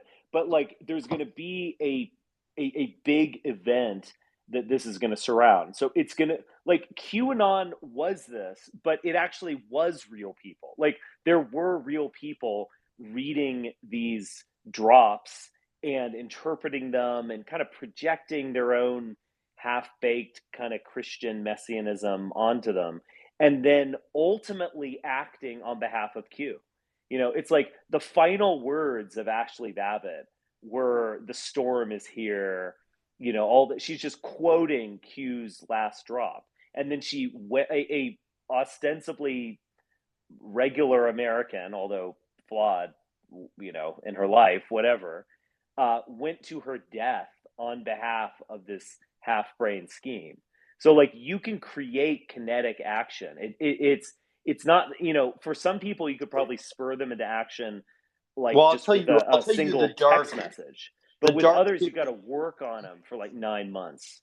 yeah, the dark theory that I've come to believe is that nearly all mass shootings are intelligence officers or AI identifying people, then handing them off to intelligence officers and encouraging kind of malcontents in our society to go kill a bunch of people. I think that that is very, very real. And I was thinking about this. I think I was talking to Tom about this, or maybe some That others is as well. dark. But basically, if you think about if you're trying to cause disruption in the United States, one thing you could do is disable all the trains, cause all the train accidents, derailments. Particularly if you did things with like plastics or fossil fuels, you could cause a lot of trouble there. You could hack pipelines, which we've seen in the past, the Colonial Pipeline being an example of that. There's lots of ways you could be very disruptive of American society. But one thing you could really do is you could identify people who are mentally deranged and you could encourage them. And by the way, it wouldn't be hard to do because you could see all their social activity, right? You could have bots combing the internet looking for mentally ill behavior. Yeah. And you could then process those people and strongly encourage them to become mass shooters, right? And you could, encourage them to take out credit cards to go do it. There's lots of things you could do. And when you look at the January 6th example, the people came from all walks of life. But one thing a lot of them had in common is that they were in some kind of financial distress, debt. They were indebted. They were Sure. having trouble in their personal lives, right? So I think that is very, very, it's got to become increasingly common. And if you think about a school shooting, right, is it the trannies? Everybody like creates a sort of narrative, right?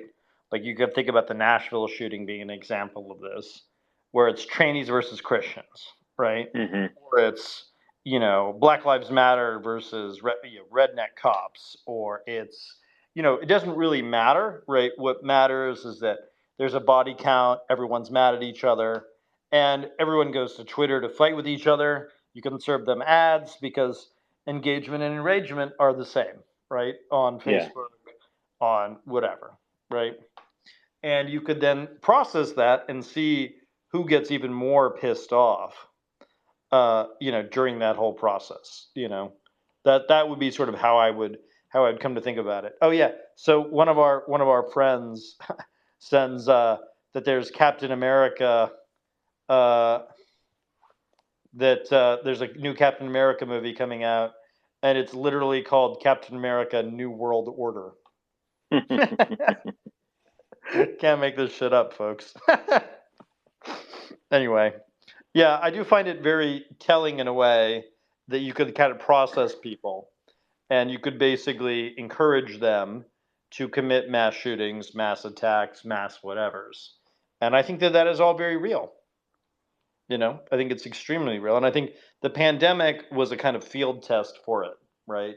That whereas Jeff Bezos was spending the pandemic trying to get you all of your shit, your groceries, your whatever, Mark Zuckerberg was addicting your aunt to QAnon, right? Yeah. And encouraging her to overthrow the US government because her life was kind of boring now that she's retired as a school teacher in Schenectady, right? So she needs to overthrow the government. That's what she has to do. Well, remember when we talked to that woman who claimed at least to be a participant in J6? And I do, and how strange that was. Yeah, it yes, was so absolutely. odd, and it was like she had no agency. Like I was asking her questions. I was like, how did you get there? And she was like, well, everyone was going. So, I just left. Where's she from? New Mexico or something? And it was Idaho. like Idaho. Oh, Idaho. Yeah. Well, that's quite a place. And it's like, where did you stay? And it's like, well, I got a hotel. I mean, she got a hotel in the district. So this is like she just I don't know, like unconsciously spent hundreds of dollars, and she didn't strike me. I mean, she was a social worker who processed people suffering from alcoholism. I mean, this was not someone living high in the hog. Well, I'll tell you, a woman who was a dear friend of mine, and is a dear friend of mine, her name is Karen Jones. She had a child out of wedlock, was in the Salvation Army. She's like 60 plus years old now, maybe 67, something like that. She was kind of a surrogate mother to me when I lived in California because, she sort of had like a kind of a nice little setup in Santa Ynez. She had a trailer out back. I'd stay there, hang out in the sun, read books during the winters or whatever. And really lovely lady. She's a good friend, but she like went in the building and she had like her credit cards canceled and all the rest of it.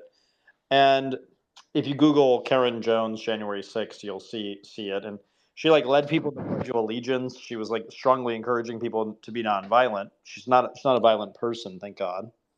But she and her husband, they're retired. They're kind of bored with their lives. Their grandkids live like 40 minutes away or live in another state. And they just watched a shitload of OAN. They watch a lot of streaming stuff all day, every day. And they just kind of like got involved and just sort of got involved and kind of went down that rabbit hole and ended up there. And I think there's a lot of people that fit that description. I know somebody who got on a bus because another friend asked him to come from Texas to get on a bus with him to go to January 6th. And he had just broken up with his girlfriend. He went into the buildings. I don't think he got caught or anything. But there's a number of these people like this who I think they were just along for the ride, literally. And I think there's actually a lot more people like this than we want to talk about in our society. There's a lot of people who are highly suggestible. Yeah. Right. I don't know if you've had this encounter. Like I used to work at my parents' businesses where people come off the street and we would like try to sell them products, sell them things. And I discovered that there were these people that like you could just like incept them to buy things. You could just talk to them and just be like, oh, I think you should get this. Oh, yeah, that looks good on you. And you would just like say various things to them and they would just buy it, whatever the item was. There were these people who were like just highly, highly suggestible people. And I think that those people are increasingly being identified on the internet and then encouraged to do various things. Like mass shootings, like go to protests, like whatever. And I think it's particularly the case for people who have like a pretty poorly developed frontal cortex, either because of trauma or because they're young or because of whatever, because they're old, because their brains are kind of atrophying. And I think we're going to see a lot more of this over time because if you can kind of weaponize mental illness, it's very powerful, very powerful indeed. Yeah. I was trying to think, like, what are the circumstances in which I would go and fight the police, right? Very few, right? Like, there's like kind of it's very unlikely that I would ever like throw a punch at the police, right? Yeah. And it's sort of unthinkable to me. And yet for a lot of people, they like found themselves in situations where they were like punching and throwing and fighting with the police. Like, I don't think many of them set out that day to be like, oh, I'm going to go fuck up the police. I'm sure there was some element of them that were interested in that, but I don't think it was that many. I think it was actually few in number. Yeah. So anyway, I do think that is a very interesting question of where do these people come from? Who are they?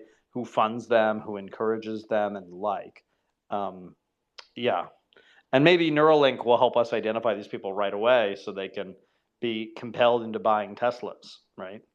That's the sort of story of our time. Maybe these bots, by the way, it seems to me the bots out there that are pushing the Elon narrative or pushing the Elon agenda, as it were, I think that these bots are a big part of what I was talking about, of people who they constantly get barraged with the same message, buy a Tesla, buy a Tesla, buy a Tesla. And then ultimately they're like, fuck it, I'll buy a Tesla, right? They get like psychologically worn down by all the ads that they see. And I think the same thing can happen with all kinds of radicalism, where you just get hit over and over and over again. And you kind of see these people, I don't know if you've seen this yourself, Richard, but I've certainly seen this in other countries, where you see these people who have like the extremist personality type. So like one year they're communists, the next year they're fascists. right? They would never be anything so bourgeois as like in the middle, right? Or like moderate or whatever. They sort of flip depending, like, so there's all these like crazy Bernie bros who are like also like super pro January 6th, right? There's this sort of like personality type that just like loves the extremists of life. And you could imagine there's people who are kind of perpetually dissatisfied with their own existence, who are bored by kind of middle class life, right? And many of those people, I think, could be strongly encouraged to do all kinds of crimes. You know, Hey, maybe Charles, what's that? the guy that shot up the bank yesterday is, he was a young guy. And then today, the guy that, thank God, did not harm anybody, but was robbing a bank, he was young. And so this is the question I meant to ask you last night. I'm wondering if a lot of these young people who bought into Bitcoin and they've been believing in it. I know a lot of my nephews got into this, and they're not terrorists or bad people, right? So they all bought into this, and some regret that they didn't buy it when they first believed in it. But now that they're losing everything, and they put all their money, they've worked hard over the last 5 or 6 years, and they've been buying into it. Now they've lost it all, and are they pissed because they were taken advantage of? They made a fool, maybe. You Or think maybe that might play into it? Yeah, maybe they're encouraged to shoot up the banks because they blame the banks for them losing Yes, money. that kind of thing. Yes. Yeah, for sure. I'd rather you there's an leave element of that than me. I'm just trying to put it out there, and then you kind of leave. No, I don't think you're wrong about that. I think there's a lot of people who blame other people for their own financial problems. Well, And I by have the a way, nephew who blames me because I kept telling him, I'm literally 8 or 7 years ago, we were talking about crypto, and I said, do not buy into that. That stuff is ridiculous. It's not tangible. And of course, if he would have bought into it then, even if he'd have sold it later, he'd have made a ton of money. So he's always said, Aunt Dana doesn't know what the hell she's talking about. Don't listen to her. And I understand why he says that. But I was trying to protect him, right? So now it's happening. Yeah, I mean, I think if you can time the hustle correctly, you can always make Right. money on the hustle, right? I myself, like in investing, I tend to sell out of things. Once I make a certain amount on my money, I just sort of do it as a habit. And people are always like, "Oh, you could have made even more money on this." And it's like, and the money and the stock could also have gone to zero. I think like 5x or 10x my money is more than enough. And like, there's this attitude I've encountered a lot with friends of mine where like they just sort of like want to ride the stock for forever. But you have to realize like every stock ultimately goes to zero, right? Over time, over a long enough time horizon, everything goes to zero because new things are being created, new companies are. And you just like if you study the history of the stock market, you can see like there's a whole bunch of companies that go to zero over time, right? And if you go read newspapers from like 100 years ago, you can see like, oh, these companies were doing really well, these ones are now dead, whatever, right? And if you're old, you kind of see it yourself, right? Like, you see these things, these waves of companies. But if you're young, it's kind of exciting. And yeah, look, there's people who make lots of money through Ponzi schemes, right? There's also people who lose everything in Ponzi schemes. So the question is always like, where are you in the cycle? And for me, I think one of the things that I found very appealing about the crypto stuff was I hated the banks. Like I was very angry about the 07, 08 crisis. So when people were like, yeah, there's this internet money and you don't have to put it in a bank, I found that extremely appealing when I was like, 22, 23 years old. And when I realized that like I could make money by running my school servers or my computers, right? I found that deeply appealing. And when it started getting more and more valuable over time, it was I felt like I was some kind of genius, right? But what was really happening is all these people were pouring into it for illegal activity or because they were dupes or because of whatever. And so I was in some sense profiting off of other people's misery, which is, something to a major reason I got out of it is because the US government told me to get out of it in 2019. And I myself felt like kind of a dupe, in 2021, like I sold most of my stuff at I think 19,000 or 22,000, something like that in that space in 2017, 2018. And of course was mining it, was involved in mining activities around it. And, but then there was a sort of moment when I realized like, oh, fuck, there's lots of intelligence agencies around this. There's lots of cartels involved with this.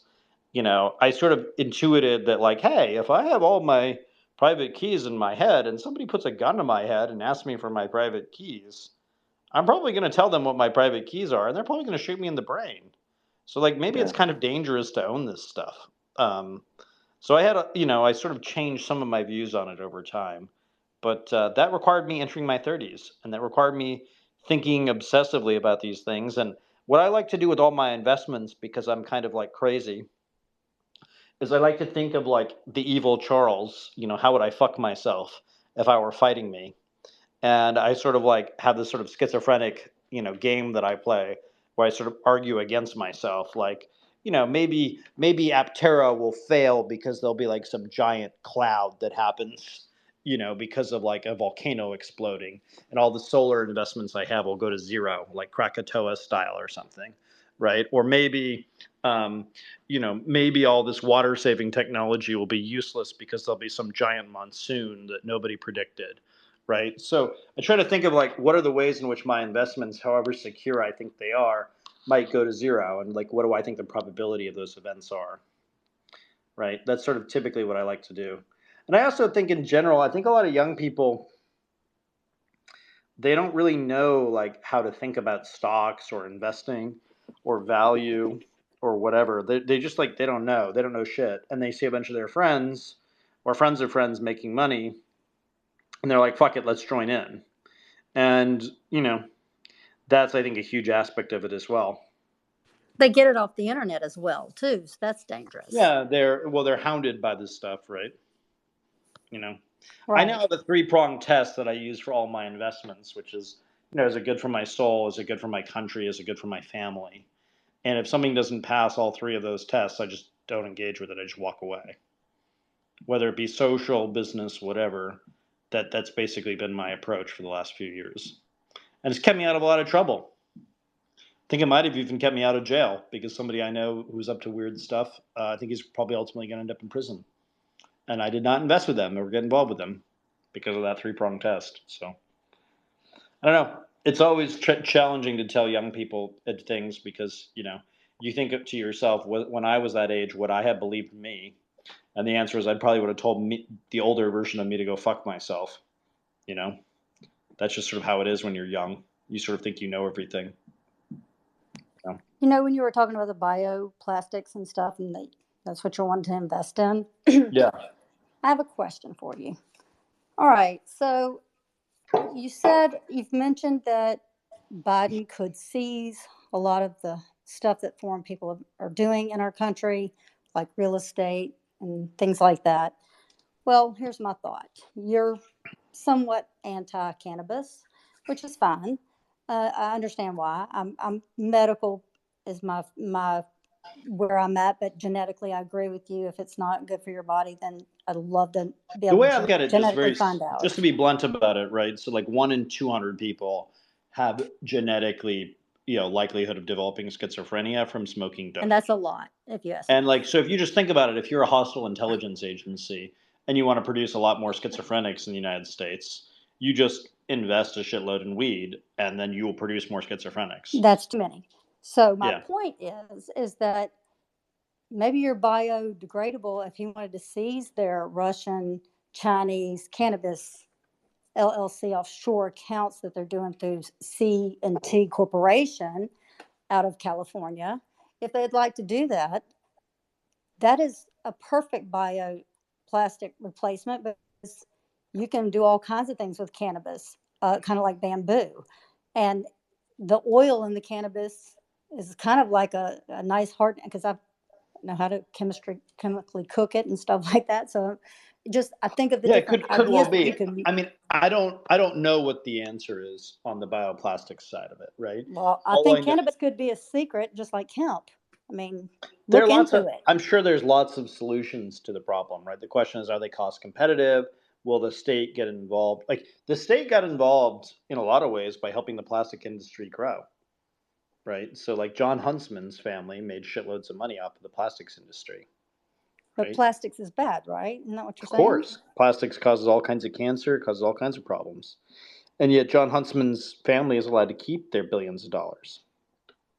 I find Well, that really cannabis, if you interesting. don't heat it, does not turn into THC. So it might be okay, is what I'm trying to say. You're not going to cook it. You could turn Yeah, it into concrete, all kinds of stuff. what I'm looking for right now, right, is I'm looking for a company, a team, or whatever that produces something that's cost competitive with plastic, right? And whether it's hemp, whether it's magic fairy dust, I don't really know. I don't really care, right? But I want to find is somebody who can produce, and ideally, it's even cheaper than plastics.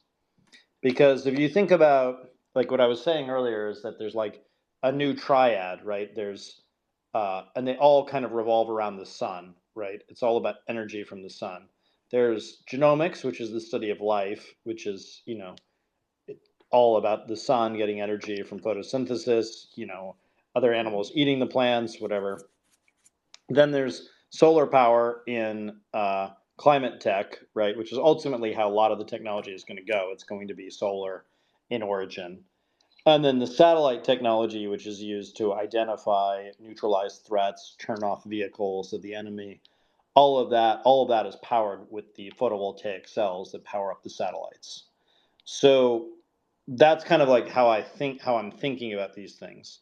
Now, when it comes to plastics, like we're in this world in which like we are awash in plastic, and yet we were not always, right? Like even in like the relatively recent past, if you go talk to like somebody in their 80s or 90s or 100, even 100 or whatever, and you talk to them, like most things they got were in glass bottles. 100%. Even when I was a child, they were in glass bottles. Yes, I've also had a lot of conversations with people in the South about this. Yeah, we didn't even have diapers. We had cloth diapers. Yes. So like pretty much everybody I know who's of a certain age in the South, I'm a Gen X. yes, had no interactions with plastics. That it was really only like people who were in like who grew up in like the 70s, 80s, and 90s in the Northeast and Midwest that really had like a lot of plastic encounters basically.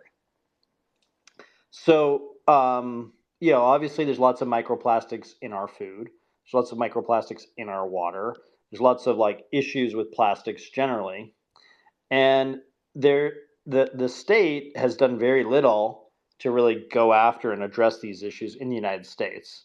So if you just have the view that US food regulation will be the same as the European Union, or that will converge on the European Union, not that we're going to converge on Japan, but the European Union, then you have a sort of different analysis of like how the future of the country is going to look. And as JBAD, in the space points out, like something like 90% of our food has sugar added to it. Yeah. Why? That we don't have to do that. So there's lots of these things where like, the Republican position, and this is even Matt Gaetz's position, which is not my position, is that like, we can't just like have cheap insulin. We have to encourage people to work out. And it's like, well, maybe we could have food that like doesn't poison us. Like maybe we could have food that is like actually nutritious for us. Maybe we could change a lot of the, making sure that we don't have plastics in our blood supply, right? Or basically in our blood because it's in our food. So I think that's kind of ultimately where we're going to go. And I'm kind of curious about like, obviously you could be too early in a technology, but like if you're in your 30s and you're investing like 50K to 100K or whatever, and you have like 20 or 30 or 40 years, or you invest your kids' trusts or whatever, maybe you can take these like crazy long plays on some of these technologies, So that's kind of what I've been looking at and thinking about, or what are the there was obviously a time that existed where there wasn't plastics, right? And there's lots of people who made lots of money off of plastics in different ways, including some people who are in this space right now who are friends of mine. So I'm not anti people making money on this stuff, but it is curious, like how that happened, right? Like you don't really hear the story of like the plastics billionaires, but like they're real, they exist. You encounter them. And they do things like Adam Ross is a major plastics, kind of I think near billionaire, whatever. He became a major investor in Palantir, right? So there's a number of these guys that you run into, and it's kind of interesting. Like, how should we think of them? And then obviously there's all these questions around plastics that are manufactured in other countries, the kind of health issues there. If you use a plastic that's made in China, it's poisoning the water supply there. What are the consequences of that over here, et cetera, et cetera. So anyway, those are the kind of things I've been thinking about. I don't have an answer on this. Like, I'm not a chemist. I'm not whatever. But I've been thinking about it a lot because basically a year ago, a friend of mine gave me a credit card, and his credit card was like made out of bamboo, like some kind of weird bamboo plastic. And I remember thinking like, oh, that's kind of interesting. Like, could all of our stuff be made out of this? And what is the role of the state in this? Can the state basically decide, could Biden write an executive order and say like, no, fuck you, we're not having any more straws, right? Or we're not doing any more like plastic takeout. It all has to be like whatever. It has to be biodegradable. What are the things that the state could really do here? And I find that really interesting. Just kind of think through. And I don't have any real clarity on it. It's just something I've been thinking about. Well, I just think if things are already made and they're here, and you're kind of really anti recycling, but maybe there's a good way to do it. I don't know. Yeah, I don't know the answer there. I mean, I think recycling is like, it's efficiency businesses are usually bad businesses, right? But it's going to go in the ground, right? And if it's not biodegradable, why not melt it down and make it pavement for cars to go over? Sure, I'm not saying that would be a good idea from a business perspective, or not from a public health, public safety issue, but I don't know that it's necessarily a good business, right? Sure, I understand. So the question is, again, if you're trying to get a return, right? And many people invest for all kinds of reasons. And I'm sympathetic to people who invest just because, there's certain, like, my desire is to try to make as much money as legally as possible, as fast as possible, in ways that are good for the three-pronged test I talked about. That's what I'm interested in. And so, obviously I don't want to invest in things that are like bad for the world, bad for the country, bad for whatever. I'm not into any of that. But yeah, anyway, that's sort of how I've come to think about it. And I think just in general, when we think about the plastics revolution, I like the idea of kind of investing in the opposite. So like with Elon, my anti-Elon investment is Aptera, which I think will do well when Elon starts to fall. So those are the kind of things I'm looking for. Like my anti-Teal investment is a company called Payala, which is a kind of deep state connected PayPal knockoff. So I have certain kind of views of my abstract SJW kind of worldview is all the genomic stuff I'm doing, right? So the question is always like, who is the public figure that you think is most full of shit? And if they are full of shit, what are the ways in which you can make money off of them being full of shit? Right? So there's shorting, but there's also taking the long on a company that is like going to benefit from them slipping up. So those are the kind of things that I've been thinking about. I don't know how helpful that is to anyone, but that's kind of like, so like I think a lot about like, if this public figure failed epically, what companies would benefit from that? Right? That's kind of something I think a lot about anyway. But I don't know. Does anyone else want to come up and say how crazy we are? Does anyone want to pick a fight? I mean, I'm in the mood to fight. If you want to like really get into an argument about how I'm wrong on all these topics, and you really need to have that fight, I too need it. So if you want to come up here, I know I have a lot of people who show up. You can also be broadly supportive and complimentary. I'm always down to basically be filleted by my audience and have them talk about how brilliant I am. So I'm always down for that. But I'm really looking for somebody who wants to come up here and just tell me I'm wrong on every subject, and sincerely. They can't just do it out of a lark, or a LARPing or whatever. But did anyone hear the Elon interview What did he say? Does anyone have any thoughts on it? Did you hear it, Richard? I listened to just a little bit about it, and I actually got bored. They were pressing him about buying the company, and he was making explanations that I've heard before about how, you know, if you buy a warehouse and you want the stuff in the warehouse, and then you find that many of the stuff is broken, it's fake, then you want to lower the price. He was just making excuses, and I don't know. Maybe I missed out on some hard pressing questions, but I didn't hear any. Welcome, Ray. How you doing, Ray?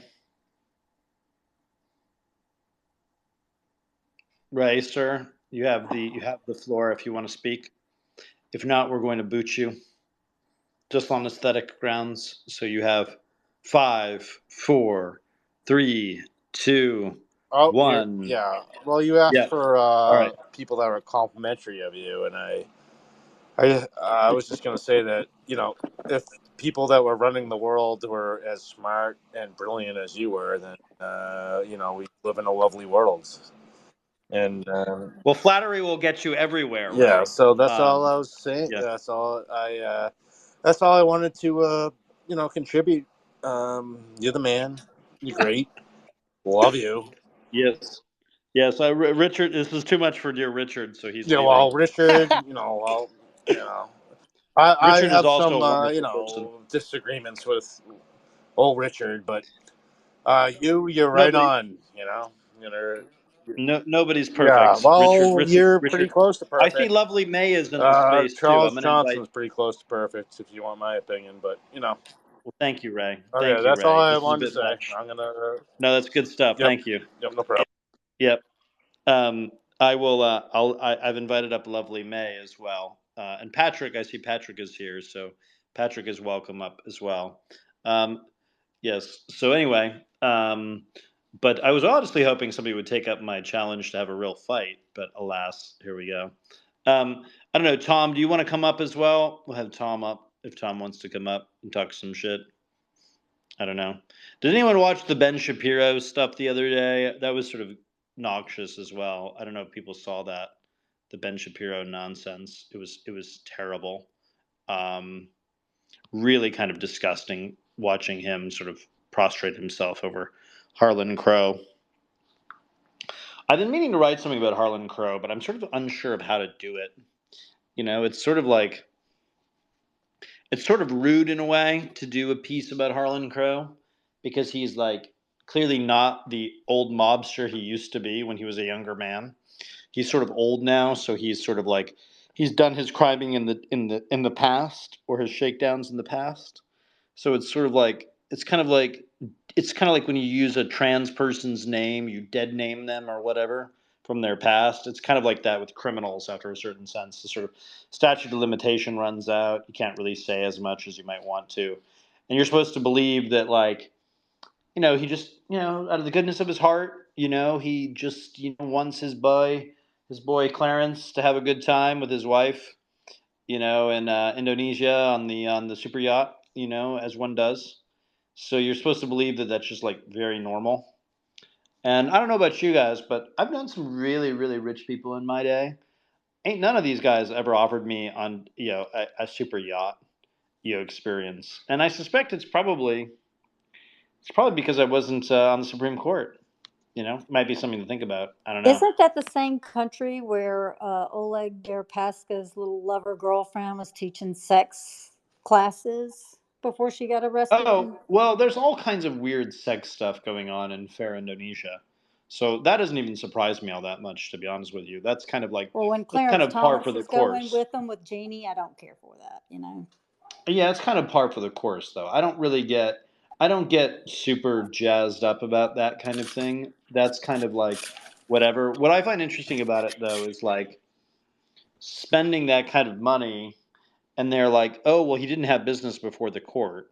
Well, for one, how do you know? For another, like, because if he's got like hundreds of thousands of dollars to spend on vacations, he probably has all kinds of business interests that you may or may not know of. Well, as long as there's kids not involved with the sex is what I'm really was getting at. Oh, yeah, that's a good point. I mean, And then the other thing is his father, when he started in 1948, building everything, he made Enlightenment warehouses. So as I've done some research, I'm just wondering, they still make warehouses, and Bitcoin has to be done in warehouses, and there were a shit ton made there for China in all different parts of Texas. there is a lot of weird stuff in Texas, and I say this as a fan of Texas. I The say this as electricity. somebody. There's a lot of weird stuff on the electric grid that like doesn't Yes. work as well as it should work. There's just like there's a lot of weird stuff in Texas generally. And again, I say this as a fan of Texas, as somebody who longs to return there someday. It is a weird place, and it is a weird place. Well, my grandfather was an architect in Dallas and had a firm there of his own. And I'm going to be asking my mother, because he built during the time that this all happened. So he surely had to have come across these people. Yeah, So you know what you never hear is you never hear Texas real estate developer with a heart of gold, or a very generous Texas real estate developer. You never really hear that. You always hear that they're up to some weird shenanigans and building their property empires. It's just something to think about. well, Anyway, they're connecting the zoning, the municipalities. I mean, they're all of the building above. cities. Right. Absolutely. And you think about if the other states are committing suicide and you're in real estate, it's kind of not hard to make money, right? Just like opening up your properties and sort of having a good time of it. Welcome, Justin. Proud Goyim activist. Oh, I think you and I will be friends. You know. Yes, I see you. You've said all sorts of naughty things about the Israelis. Well, all right, step right up. You know, have your say. Proud or Justin. Oh, I'm just tuning in right now. I'm not really clear on what the topic is. We're talking about how much we love Israel and how it should be the 51st state. Nay, it should be the first state. You know, just kidding. We're not All having right. that conversation. Yeah, I completely Although agree. that would be. I mean, that, you know, why would be should hilarious. it be reduced to a U.S. state? Oh, that's right. Oh, ooh. That's a good one. That's good. I like that. That's funny, actually. Yeah. Why would we degrade its status by making it a U.S. state? Surely it's the zeroth state. It's the state from which all other states derive. Isn't that Yoram Hazony's argument, right? National conservatism and all that. It's That's a good one. it's a light upon all nations. Yes.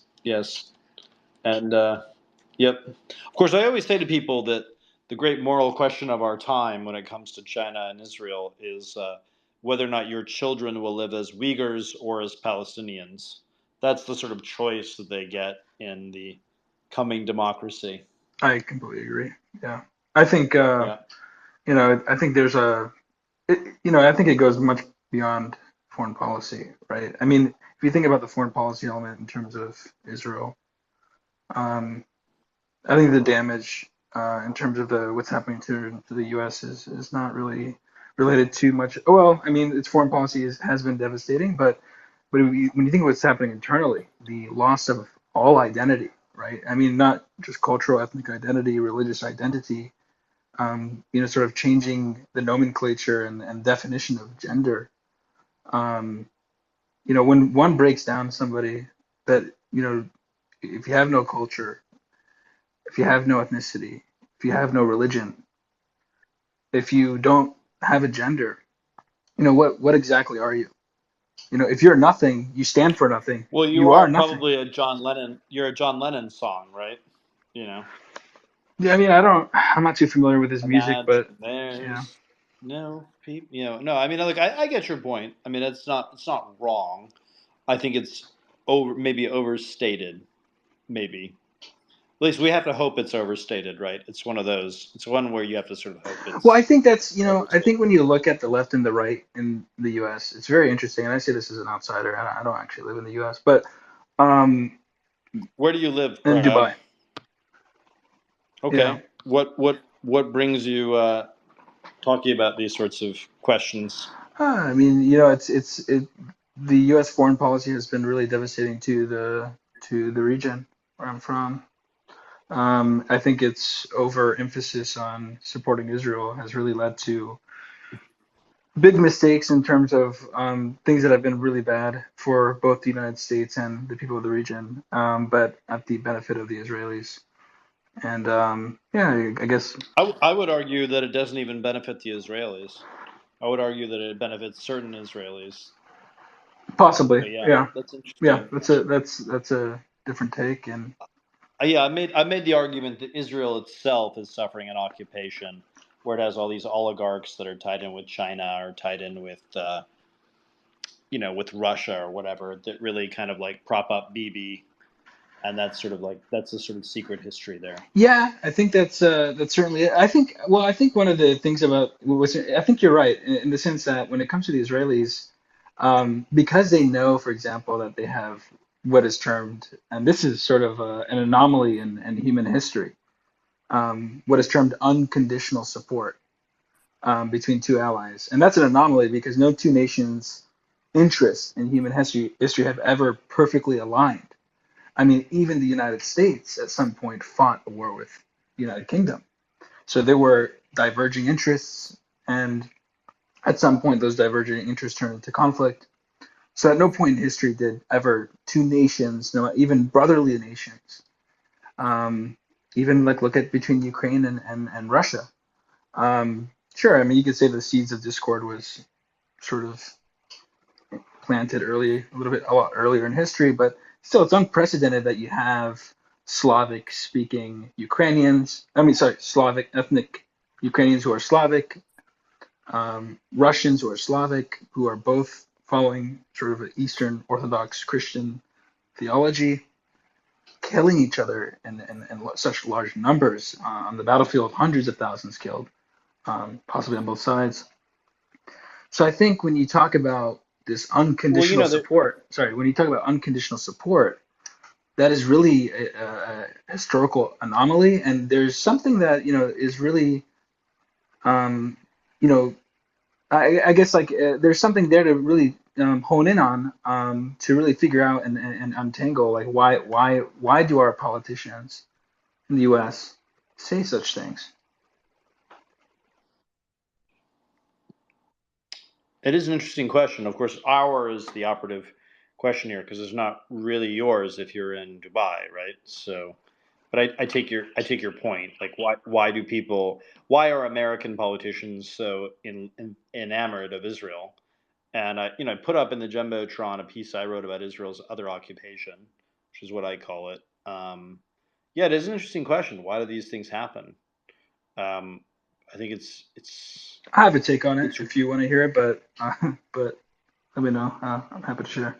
Yeah, maybe for another space. Actually, I think we may well wind this one down because it is getting to be quite late here in the Imperial City. But it is an interesting question. Why do people have these views? Where do they come from? Interesting stuff. Interesting stuff. Alrighty. Well, with that, I think we'll conclude another one of these, unless Dana has anything they want to add. She wants to add. Happy to sort of chat. I think we'll probably be doing another space sometime this week. I'm going to be in California for work and sort of family considerations, so maybe harder. We may do them earlier. I'm not quite sure how it's going to work with the scheduling and everything, but we'll probably do one or two other ones. So do subscribe to the Substack. It's free. If you're curious about my writings on these various subjects, you can search the archives. They're free to peruse. And happy to sort of continue the conversation generally. And I hope you all have a very nice Wednesday. So chat soon, and should be fun. All right, see you.